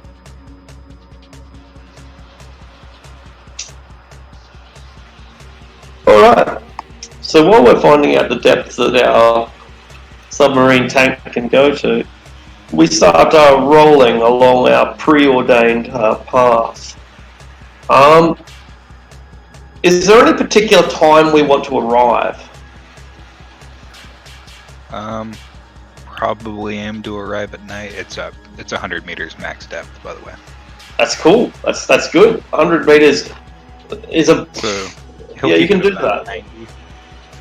Yeah. It'll take you longer to. You'll have to go around basins and stuff like that, but it's. You're not on that much of a time restraint anyway. What's your fuel capacity? How long can you drive for? A significant amount. It doesn't really stat that, but I have a couple things that I've got like the Mr. Fusion from Back to the Future, so I can turn almost anything into fuel. Right. So essentially, 24, because you would need to operate 24 hours minimum in order to do it this way. You can drive 24 hours? I can probably take a break and let the autopilot handle it for a bit, as long as it's going along a pre-planned route. Yeah, and you have to be. Coke. that could help. Give your car a fucking big line. I mean, worst case, I have long haul, which that's what it does, is let you stay out for like 48 hours. That's not the problem. I'm talking about the car's capacity to drive, to operate. There's nowhere to refuel, right? Right? Can your car drive for a solid 24 hours without needing to refuel? The book doesn't really say that. It doesn't really say. We don't really know. Yeah, I guess we don't really know. You're probably going. So probably not. Yeah, this could be an issue. What do you refuel it with? Like, what fuels it? It has a multi-fuel engine, so it can turn almost anything into fuel. Let me reread it. Like salt water? I mean, we have enough of that. Let me get the exact wording. Sorry about all this. No, there's no problem. Like, and I'm also a bit sorry about it too, because I also want to keep going. It's asking a lot to have this thing operate as a submarine for so long. With it being submersible, Neo, does it have to drive, or can it actually like swim? It can swim.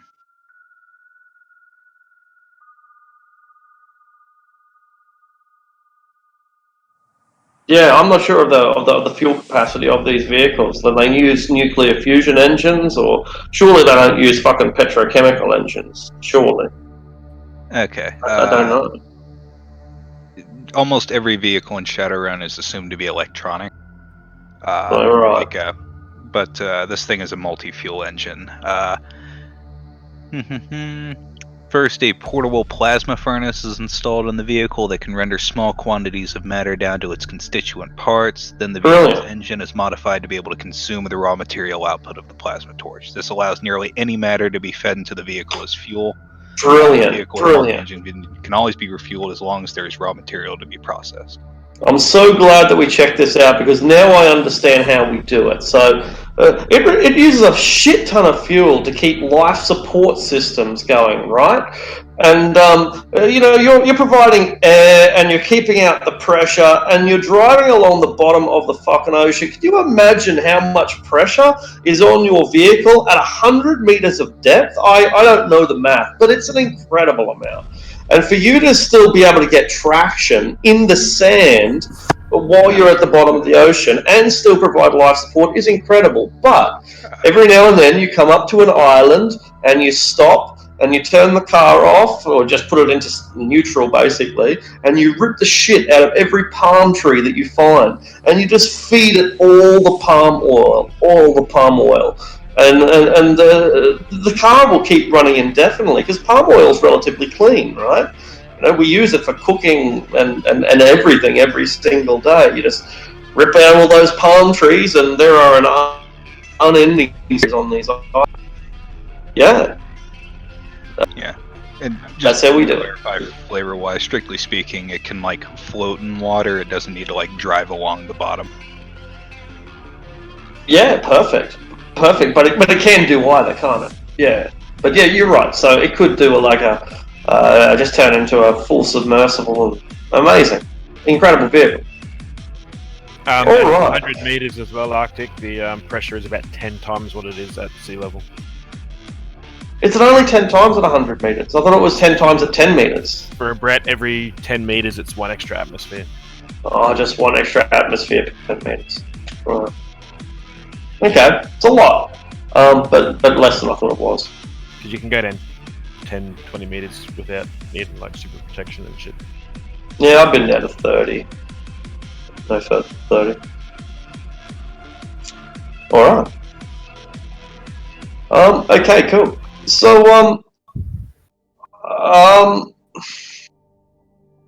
I have a map that puts us around about 60 meters offshore.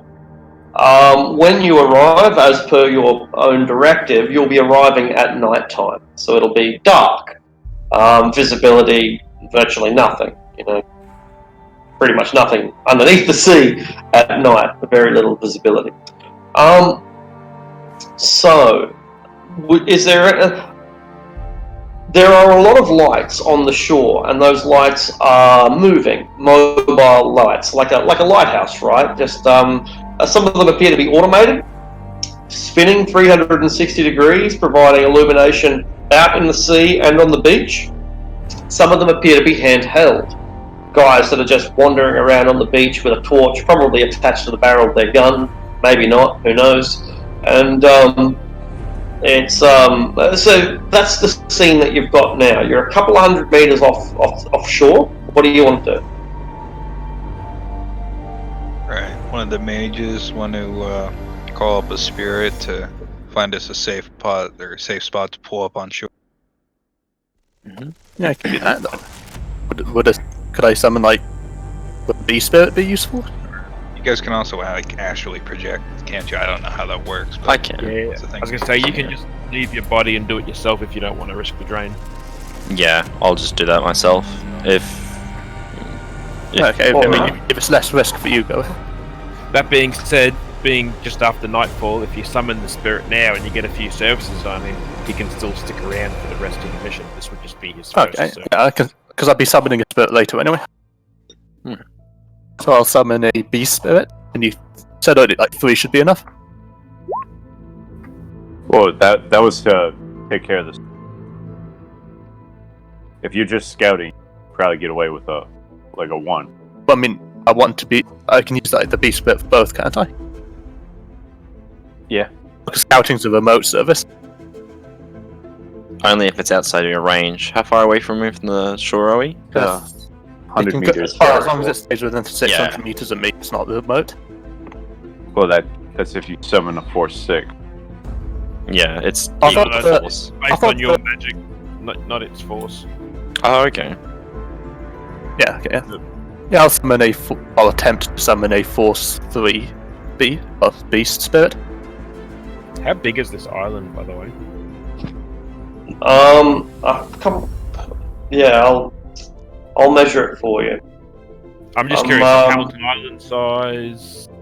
It's about 150 meters, maybe 200 meters broad, and roughly circular. Yeah. Pretty small island. Pretty small island, that's right, with a single building upon the island. I'm considering sharing a picture, but I'm worried that it'll cause me to crash if I do. Is it reasonably flat, or is it a bit of a hilly, or? Is it? Um, I think did that roll correctly? okay. It did roll correctly. I'll try to describe the island as best I can. So, the island is roughly circular, partly because there is a second smaller island which completes the circle up in the northwest direction, which is where you'll be coming from by default. The whole thing is surrounded mostly by cliffs. The cliffs aren't particularly high nor particularly steep, but they are still cliffs. They're about 10 meters tall, about 30 feet tall, about 10 meters tall. And these cliffs are where the high tide splashes up against them. So if you've come here at low tide, and the cliffs are exposed at high tide, the water's probably higher and thus laps higher towards the top of those cliffs. There are, however, beaches, and roughly half of the island is beach and roughly half of the island is cliffs. They all converge towards a central hill, and built on that central hill, which is almost entirely surrounded by cliffs in and of itself, is a Japanese-style building.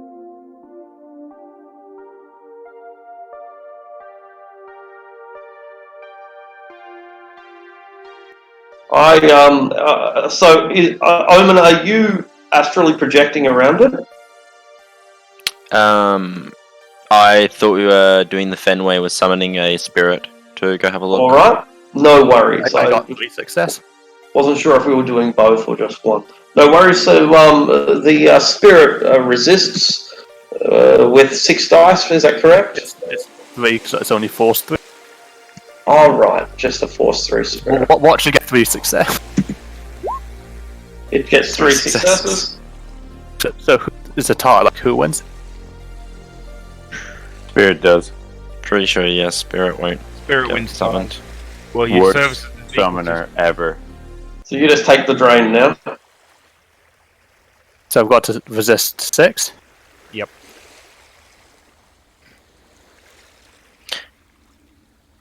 Oh, I've got a modifier in. Worst summoner. So yeah, you suffer two stun damage. Is that correct, guys? Yeah. Yep. Alright. You begin bleeding from the nose. Maybe I will astrally perceive. I'll be right back. I guess I'll sit down so I don't fall over, and close my eyes, and then I'll start drifting out towards the surface. Alright, Omen, up here. This is by default where the party will be coming in. This is kind of the direction that we're approaching, although they are further off the map than this would indicate. Now, where are you? This is you, Omen. Okay, cool. Now, do you see how there's not much that you can see? You know what I mean? That's because there's light up on the beach, and those lights are moving, so I'll kind of move them a little bit, like blah, blah, blah, like that sort of stuff. But from where you are, it's basically dark. Just to be safe for a few bioluminescent fish. Okay. And I'm just quick question. I see life forms as like a glowy thing. That's it, isn't it? Yeah, that's basically right. Yeah. Cool. Sorry, Tim. Life form. You see their aura, so they will appear as shimmering coloured things, and the rest of the world appears grey and lifeless. Right. You cannot see any colour of any physical non-living objects. So if you are looking at a stop sign, for example, you can't see that it's red or that it's a stop sign. You can only tell that it's a stop sign because the shape. It says stop. Oh, Well, I no, can't even see. you There's no can't see color the at word. all. Right. no It's just colour. like a. Right. You will just Gotcha. see an octagon sign that looks like a stop sign. Cool. There's a lot of life around here. There are fish in the sea. The island has grasses and trees. It's even the air has night birds and life in it. So it's a living environment.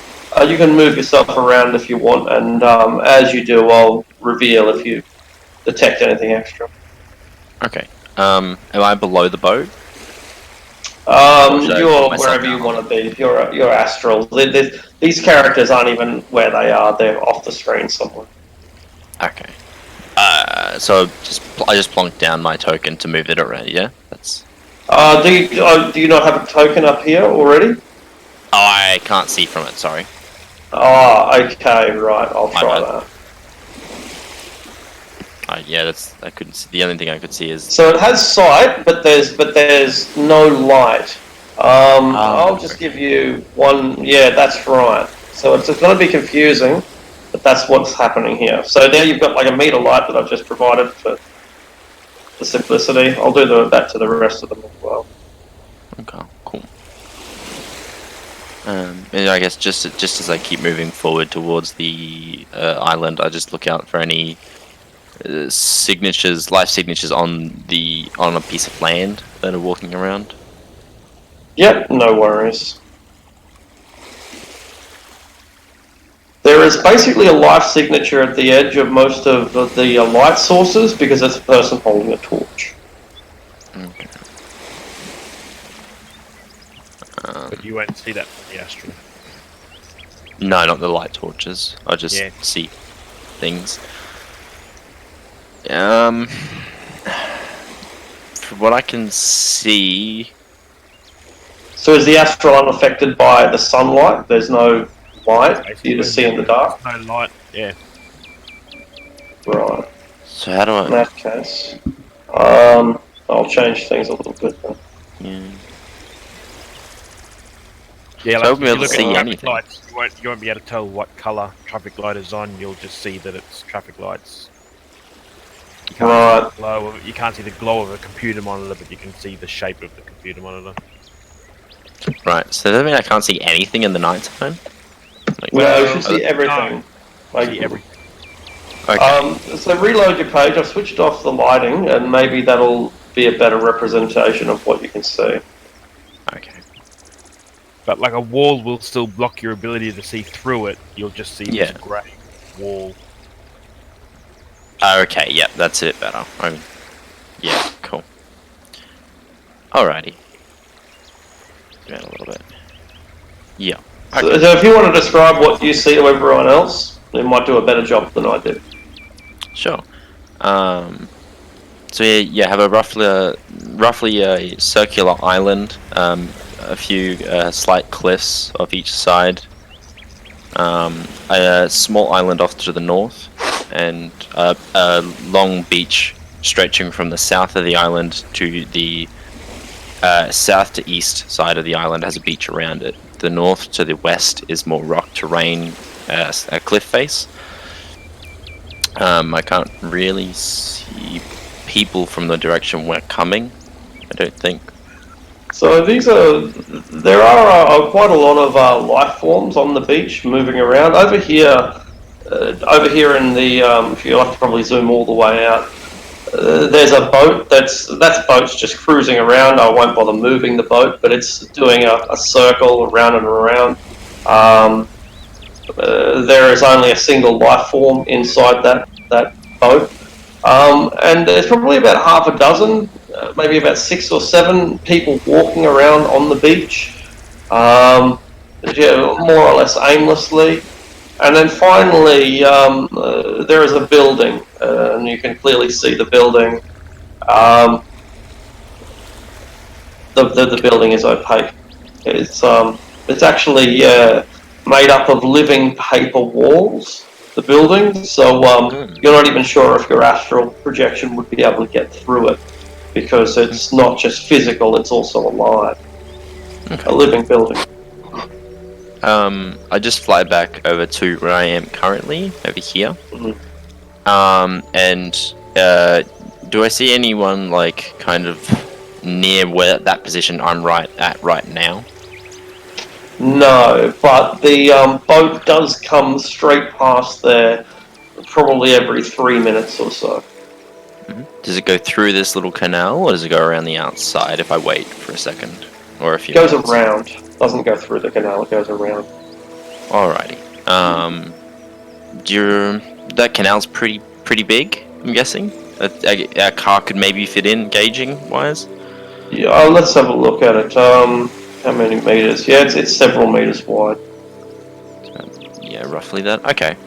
I say to everyone else, there's a channel between an island and a large rock. The boat will go around about every 3 minutes. If we can get into that channel and maybe climb up the cliff face to hide a vehicle and get onto the island unseen. Alright.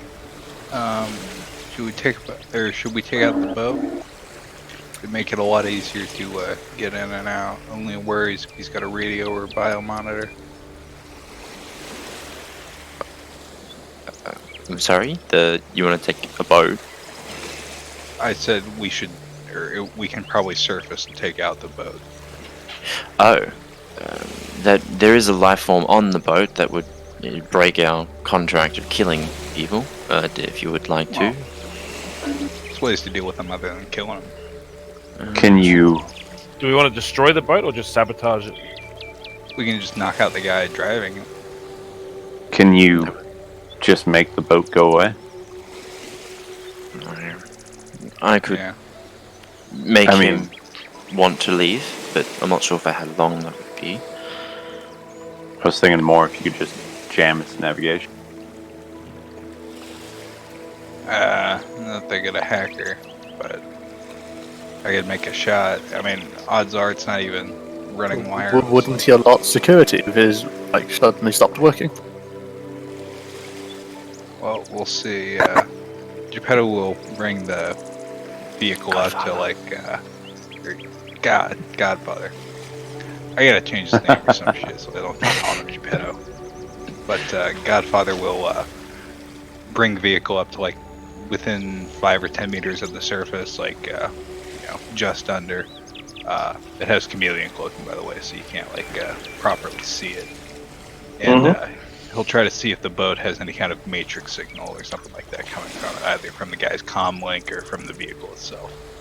Yeah, cool. All right. Look, it's a nice clear night. There's an excellent matrix signal, and there's virtually no matrix traffic. So you'll get +2 to what was it normally just a computer and logic check? Is that how you do it? Matrix perception. Yeah, I think it's a computer chip. Cool. So you'll have an extra 2 dice on what should be an easy search.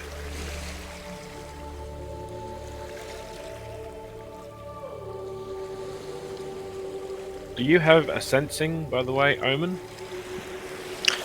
I'm sorry? A Do sensing? you have the sensing skill? Let me have a check. That's a good question. That's something I should have asked. They prompted you with. I have a yes. Skill rating 1, intelligence 5. So what you Cool. can do as well is you can try and sense the aura of some of those people to see if they are potentially magically active, or alternatively heavily cybered. Or if there was a spirit patrolling the beach, or something like that, or if the whole place is like a magical sanctuary. All of these things. When you're astral, you should check these things. Sorry, Andre? You should see spirits, regardless. If I'm in the spiritual realm, walking around. Yeah, sensing is the But I guess they'll see you too. interpret. Yeah, definitely. Yeah. Alrighty. In that case, I would have had a look at the guy in the boat, but at the moment, no one else. Cool. So if you want to make the sensing check, go ahead and do that. And as for the computer check, first of all, yes, the boat is connected to the matrix, and it's also connected to a local node. That is to say that it's being monitored from a central location along with several other devices at the same time. They're all part of the same local area network. The boat, the gun that the guy's carrying within the boat, his vision, the goggles that he's looking through, all of these things, plus several other electronic devices, are all centrally connected to some location on the island. The guy's icon itself have anything like a biomonitor or anything coming off of it? He had a smart gun, but not an internal, an external smart gun link. He had the boat itself and its sort of fuel capacities and speed, direction, those sort of technological data. And finally, he had a pair of goggles, and the goggles are connected to the smart gun. So yeah, so he probably got some capability to maybe see in the dark, maybe even see thermographically, something like that. You could just guess at this point. But he definitely has a pair of Matrix-enabled goggles. Alright. Probably can't hack the boat. It's wired into a node, and I don't feel like tangling with it. If we surface, though, we can probably drop them without the security office noticing, at least until he has to report it. Alright. Or we can sneak past him. I can probably handle that. Alright, then I think Geppetto's gonna drop the boat back down and try to make it past him.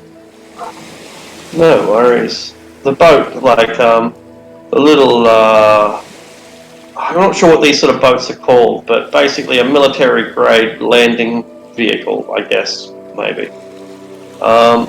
It starts coming around, but when it passes by you, its speed doesn't change, its velocity or direction doesn't change, just passes you by. Keeps going. Alright, yeah, Geppetto's gonna gun the, Godfather. Yeah. Ah, fuck. I'm sorry, I just smoked. Maybe it's that. It's alright. Yeah, Just he's gonna change your name. gun Old Ironsides and try to make it through the gap in the security. Yeah. So, Omen, if you want to give some directions as to... I assume that we've all got some kind of bearing on what's going on up here. These are... these lights on the shore, they're constantly mobile. They're like guys with torches wandering around, pointing them in different directions. So it looks like Yeah. they're alert. They're not like bored, like unexperienced guys. These guys know what they're doing and they're alert. I guess that's an intuition check. Maybe intuition times 2, or intuition with some sort of insight skill. psychology. They're not slacking off. They actually are patrolling, like bumming around, smoking and stuff. So The short answer is yes. That's right. They are proving to be like they're even flashing their water out into. They're even flashing their lights out into the water, like as if they're expecting a fucking shark man to suddenly jump out at them. They're quite competent. told you the water is terrifying. Yeah, there you go. Cthulhu comes out. And they're like, what are you doing here? Get back on your patrol. And he's like, okay. We were expecting professional guards though, so this is all appropriate. They have spotlights on, I think, somewhere up near the main building. The torches that the guys are carrying are nowhere near as strong as the spotlights, which are also casting their light down upon the beaches. If I was guiding Geppetto, I would have told him to go to, if we're looking at the island, the left side, downwards and around to avoid that spotlight and go to the nook behind it. It's contagious. Alright, yeah, he'll take that under advisement. And try to circle around the back of the island. I don't have proper vision, by the way, on my token. No one does because we haven't got our torches on, so I'm not sure if you can see. Can you see it all? I have ultrasound and a bunch of cameras installed in that vehicle. Yeah. I have low light thermographic. Personally, once we're out of the vehicle. Yeah, right. Yeah, I've always found the dynamic lighting to be kind of troublesome with Shadowrun. It's really kind of hard to simulate. But in any case, maneuver yourselves to the position that you want the party to be, because it doesn't look like they're going to detect you. Godfather, where are you going? I mean, I'm trying to use the map, but I can't see what's supposed to be what. Yeah, it is challenging. Yeah. I've got no... Yeah, Owen kind of just gives up kind of giving direction and just lets you do your thing at this point. Yeah, I'm just gonna keep circling around. Just tell me where the good spot to go at is. I thought that's what I did at the very start, because we were right next to it, just at the very top of the left screen. Top left? Okay. Top left, right up, back up here. But then it would have gone down this way, and then just into this little gap here. Just a quick You might question be within- seeing things that we are not. That's just because I did see where it was from when I astrally perceived. I'll take control of the party and do a bit of a circuit of the island. Not that there's a lot that you won't be able to see. I can appreciate that, but it will give you some kind of slight indication. Now, where he wants to bring you in? Through all the big spotlights, right? The triangles are the big spotlights, and the little triangles are the torch lights that are flashing. I can only see through the spotlights and the little light. Mm-hmm. So much Whereas attached we have to no darkness. lights here. That's basically all you should be able to see. So I've put a Okay. spotlight towards your beach right now, and this is where the you can see that cliff face, right, more or less. Yeah. All right. So this is where Omen wants to bring you in. Now that's a cliff. That cliff's pretty high. It's around about 10 meters high, roughly. It's not particularly steep. It's climbable, but it's high. There is a pretty strong current that washes through the part that we're in right now. A lot of foam, maybe some crabs, but this is the idea that Omen had of climbing up these cliffs when the boat has already passed around the island and kept going. Are we cool with this plan, or would we like to do something else? It does sound dangerous. Does the island block the boat's view from the opposite direction, like from our backs? Yeah, it will. This little channel. Okay. It does not go through the channel; it goes around it.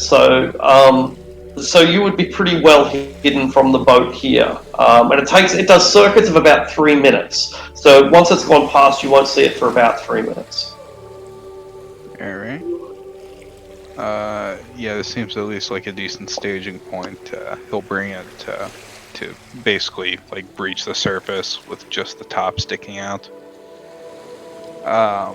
And Geppetto will like wirelessly open a hatch in the ceiling. Can you all climb? I got gear and harnesses in a compartment here. I've got climbing gear as I'm a competent climber. I have gecko They're tape amazing. gloves. Same. Gecko tape gloves aren't ideally suited to this environment. They let you stick to things, but because this is potentially like a loose surface, you'll stick to the dirt, and then the dirt will just come away from the. Big a lot of salt as well. Yeah. Yeah. Yeah. And also, Yeah. gecko tape gloves do not work when wet at all. These cliffs are wet by nature. They got this constant sea spray spraying up against them. Yeah, can have my drone or our best climber take a rope to the top and secure it, and the rest of us can strap in and at least safely make our way up. I'd say probably me or Shade will be the best climber. Maybe Alright. Andre. Andre's probably pretty good. No worries. Andre's got all the garbage bags ready. Double his body bags. Alright, so who's doing the climb, the initial climb? I can do it. Okay. Acrobatics is your specialty, as I recall. So, the conditions are pretty good. You'll have an extra +1 die because there's a lot of handholds. It's wet, and that doesn't make things ideal. It's kind of cold, but overall, it's not difficult to climb this wall. You get up the top, Andre. Make a perception check. Yeah, I'm just gonna have my suit on. Yeah. Brilliant. So, in For addition close. to the... Oh, okay. Sorry, go ahead. In addition to the guys that are wandering around with torches, and in addition to the spotlights, you notice that the hut itself, the building, has 4 turrets. They are double-barreled submachine guns, basically, like a twin-linked submachine gun. They have 4 of these turrets, one on each of the 4 corners of a square building. I will tap my hand over the camera and then point it at that.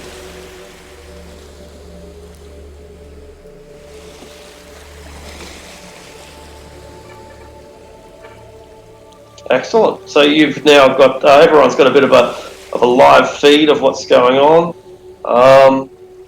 It's between the top of the cliff and the front door of the building is a little over 50 meters.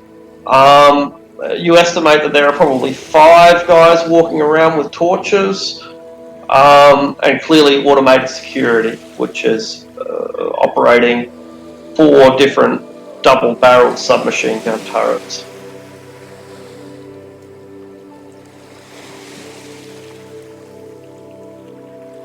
I will secure the rope and drop it down. Alright, the rest of the party should be able to get up. There's a lot of fern and greenery up here that we might be able to hide in, but if they have thermographic imaging on those, then they might be able to see straight through this amount of foliage. It's just something to consider. Able to move ourselves up onto the green stuff.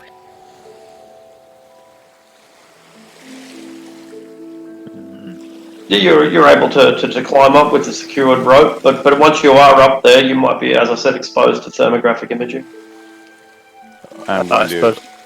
Are we waiting to deal with that, or we're just climbing up? Shade, have you got thermal cloaking on your cloak? You do, by the way. Yes, I do. Geppetto opens up his cocoon, points to a compartment. He says, take a satellite link out of that compartment. If you can plug in to that drone, or if you can plug it into that turret up there, I can wirelessly hack it without the central node realizing. Then the rest of the team can safely go up. Roger, roger. You want to stick a beetle?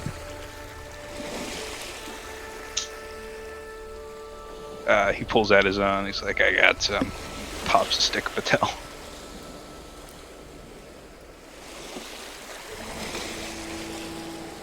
So yeah, if you plug that satellite link into the turret, I can hack it without it getting the benefits of being linked into the.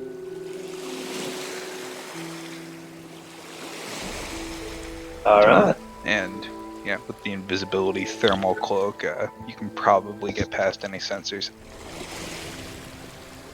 The conditions are good for sneaking. There's a lot of underbrush, a lot of cover, and the light is relatively inconsistent. Let's see if you can get the timing right on dodging the lights, though. Make an intuition plus. What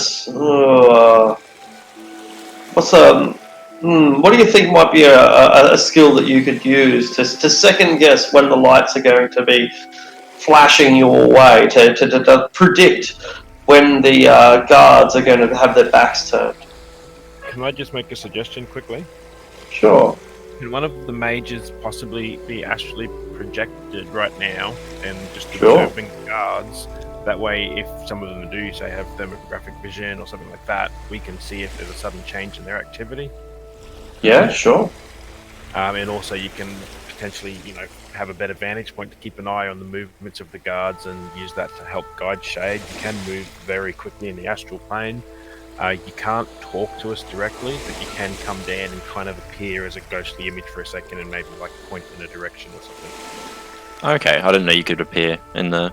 You can astral. manifest, which means they'll see you as like a outline, basically, but you can't actually directly talk or touch anything. Can any mage do this, or is it like a skill you need? Yeah, it's a skill. Any full mage can do it. So I can do that too. You can both do that. Oh, okay. There was a. So we can have one of us on this side of the island, and another one on the other.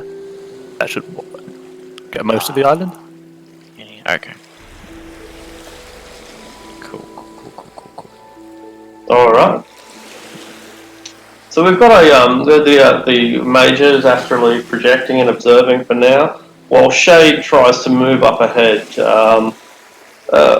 Make an intuition plus. Do you have any ideas what skill might combine with intuition to predict troop movements and the patrols of? Perception or tracking. Yep, perfect. Either of those are good. Or if you've got ideally small unit tactics, some kind of tactics skill. Excellent. Security, another great one. Yeah. See, there are so many options. I guess that's really what I'm trying to show. So intuition plus any skill that you can think of. Shade, and if you can't think of a skill, then it's intuition -1. Yeah, you've got decent tracking. Tracking's good because they are following specific paths. So you work out their routine, right? You work out their routine, and you're able to second guess where they're going to be. That'll give you an extra total of 3 dice on your sneaking check to sneak up to the main building where the turrets are.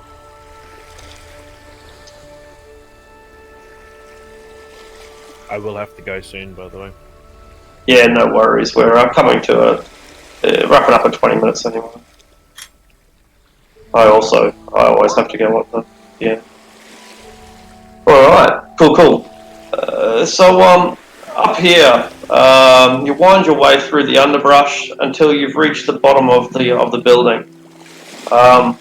next time maybe we'll try to spend a little bit less time in preparation. But it doesn't matter now. You can show me 3/4 of a run's supposed to be prep. I really try to push it along, but well, never mind. We've got everything we need. Alright, I'm staring. No worries. So, unfortunately, Shade, there are not one turret, but 4, one on each of the corner of the building. And presumably once you jump up there and try to neutralise one, the other 3 are going to shoot you. What are you going to do?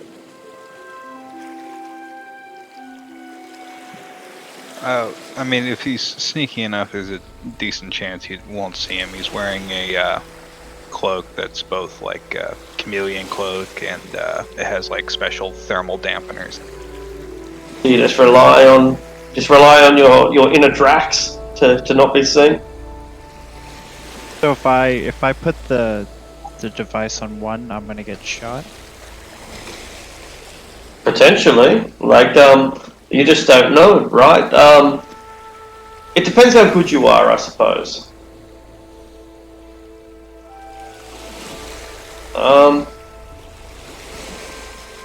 Let me see what you can see. It's all black to me. Not right much, nothing at all. It's all black. Okay, cool. I'm gonna bring up some light.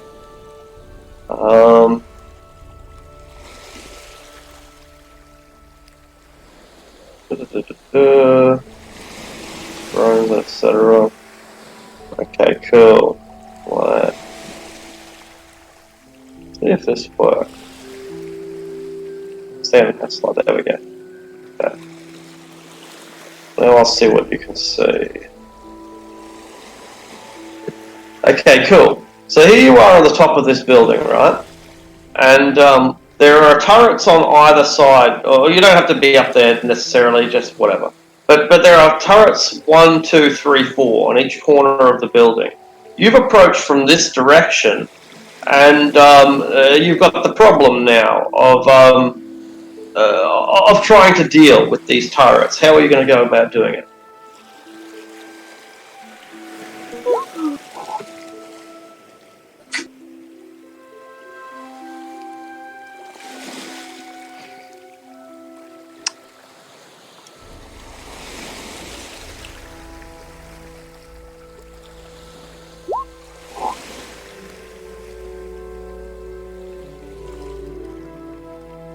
Hey, Arctic. Yeah. How close are these guys on their patrol to where I am? Somewhere between about 20 meters and 80 meters. Like, the nearest guy over here at the moment is 70 meters.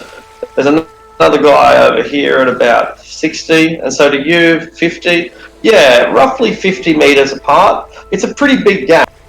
But there's also a guy standing at the front door, and he's just standing there flashing his torch around.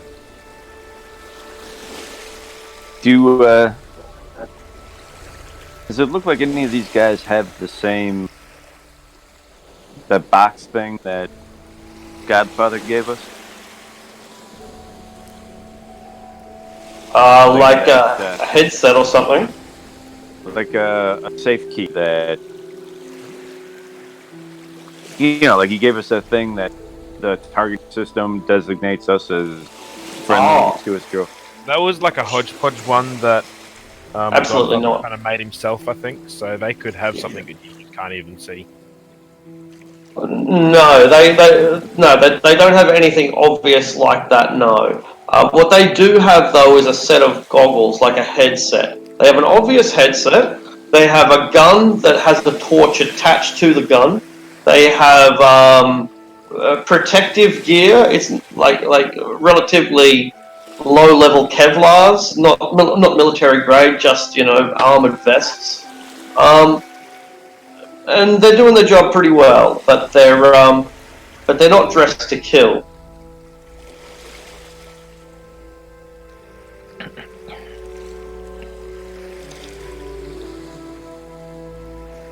No grenades that you can see. No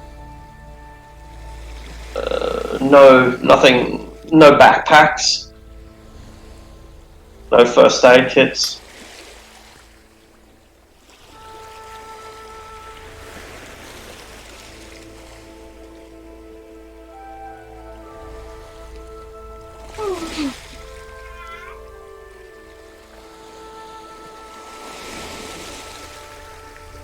Alright, so, Shade. You're at the. You managed to sneak up to the building. You can see that there are people inside. There are also turrets on the roof. What are you going to do?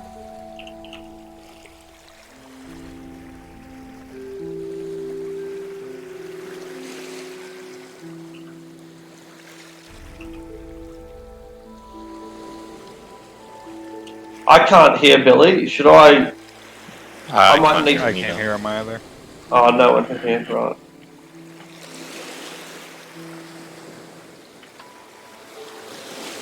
That might just be his microphone activated when he breathes or something.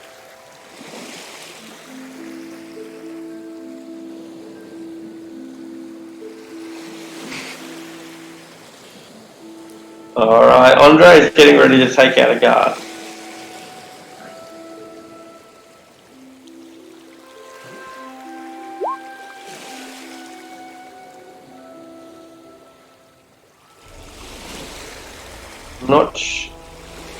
If you're there, Billy, you're going to have to type.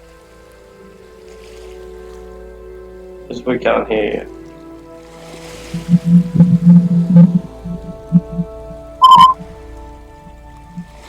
Alright, type it.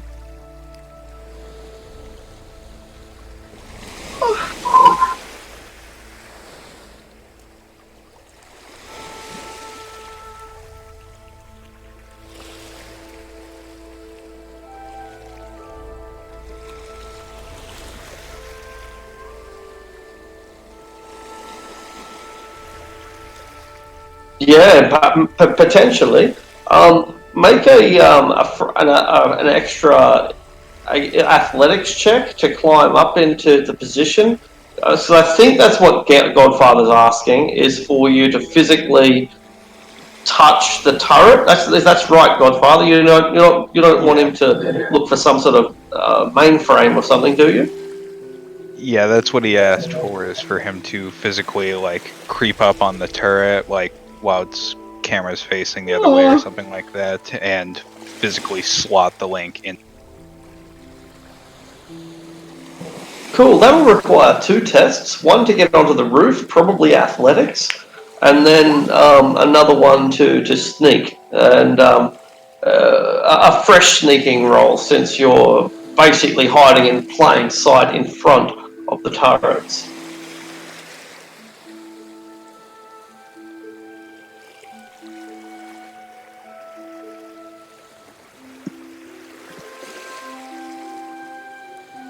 So yeah, make an athletics check and then an extra sneaking check.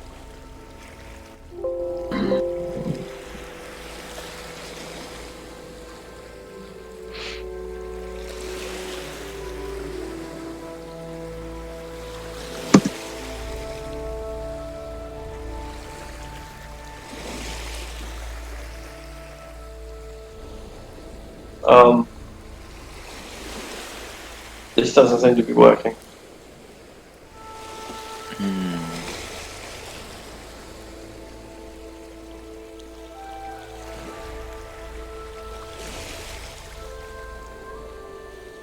Does anyone have any ideas? Yeah, Andre's moving towards the guard. Yep. The guard has no concept that Andre is there. He's good at his job, but he's not that good.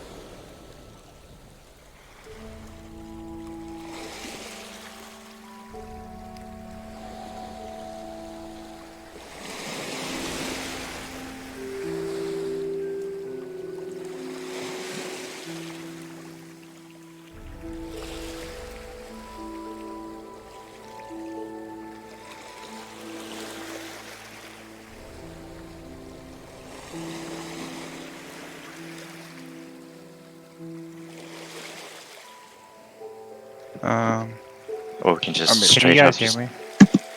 dispose of them.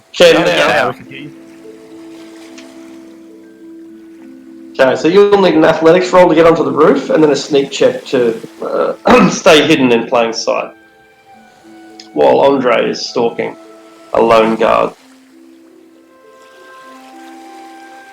Athletics isn't a skill. Gymnastics. Right. Gymnastics is what we're after then? Yeah. I thought that there was some kind of climb. Is it climbing is the skill, is it? I don't know. It's Is a it? special. Climbing's a specialty of gymnastics. Oh, right. Okay. Okay, cool. Okay, I'll try to remember that. So a gymnastics test.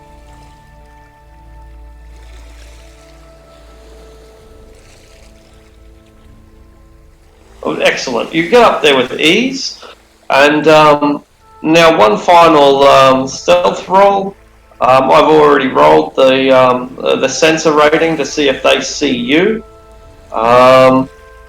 So go ahead with a final stealth roll, a sneaking check, and you've remained hidden.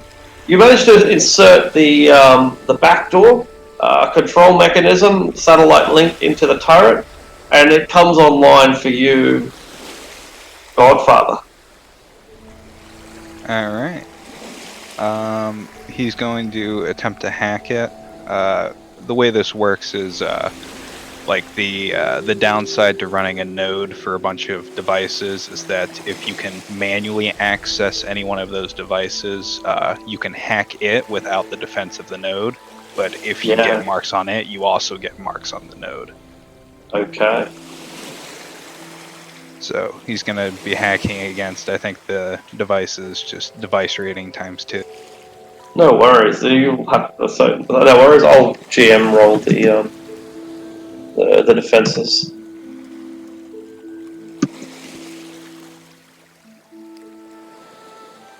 Okay, so go ahead and try to hack it, and I've rolled its defense. You beat it by 3, so that's 3 net successes. You're in. I'm in. Yeah, he's basically going to send a command to not fire, essentially, and then ping the team, go, go, go. Turrets are down.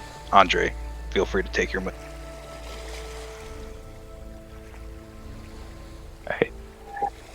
I'm so happy. All right, Andre. So, what's the bonus for a guy that doesn't know that you're there? How does that work? No idea. Never done it. No one knows. All right. I think He doesn't get a defense test, so you just make your attack roll and all your hits get added to your damage. Uh-huh. Oh, shit. Fucked up. I done fucked up. He has an armor vest. Is that like armor rating 6? I think it's armor rating like 9. No, I'll go with 9. Armor vest is 9, yes. Excellent. He has an armor vest.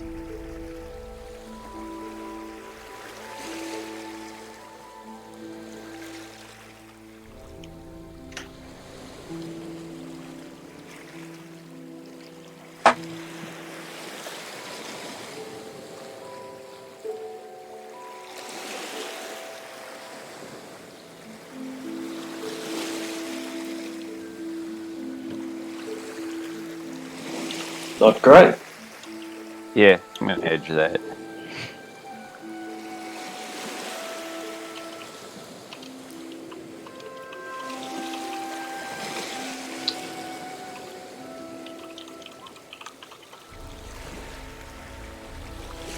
And it's... I probably actually do that, but it's negative 5/8. Alright, so it goes from 9 to 4.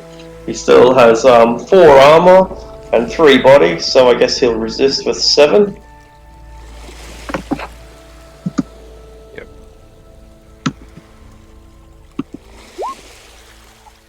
So reduces the damage by a single 1. 8 done. 8 stun. Alright. Plus your 4 net hit. Oh, so 12 stun. Takes him out.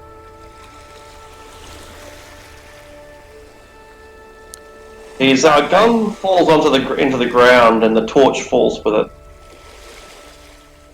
I will strip off his headgear and calmly, or whatever the headgear is attached to, Yeah, it's a set of goggles that's attached to a kind of like a combat helmet, part of his armor vest, more or less.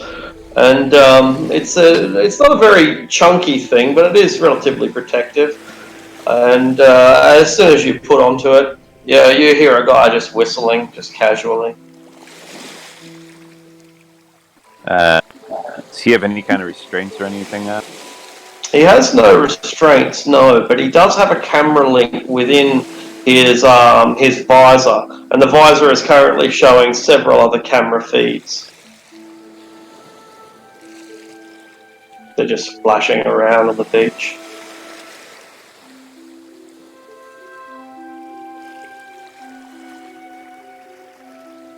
No grenades, no restraints. Got a belt. That's about it. I will take his belt and use it to suspend the helmet from something so that it's still bobbing around there. Perfect. Alright, so the torch and the helmet, they sort of bob and flash and look relatively normal, if a little bit drunk. And he doesn't have a comm link or anything? The comm link's built into the goggles, yeah. Oh, that's... Can I count exactly how many camera feeds there are? Yeah, there are a total of 1, 2, 3, 4, 5. There are 5, including the one that you're broadcasting yourself. So 4, it'd be a square of 4. I will relay that information over text. And it... Astral perceiving and astral projecting are two different things, Omen. Oh, okay. Projecting So, is what I'd be more talking about. yes, if But they are nothing mana-based spells and they are against other dual-natured entities. Okay, cool. Good to know. So, like, you could hit me if, a lot of the time. Okay. Alright, well, with one guard down and the turrets out of action, the party is able to scale up the hill and get onto the beachhead. I guess we'll leave it there for a week with the next stage of the infiltration ready to pop. There is a front door guard, that's right, and he's not walking around. He's just hanging around the.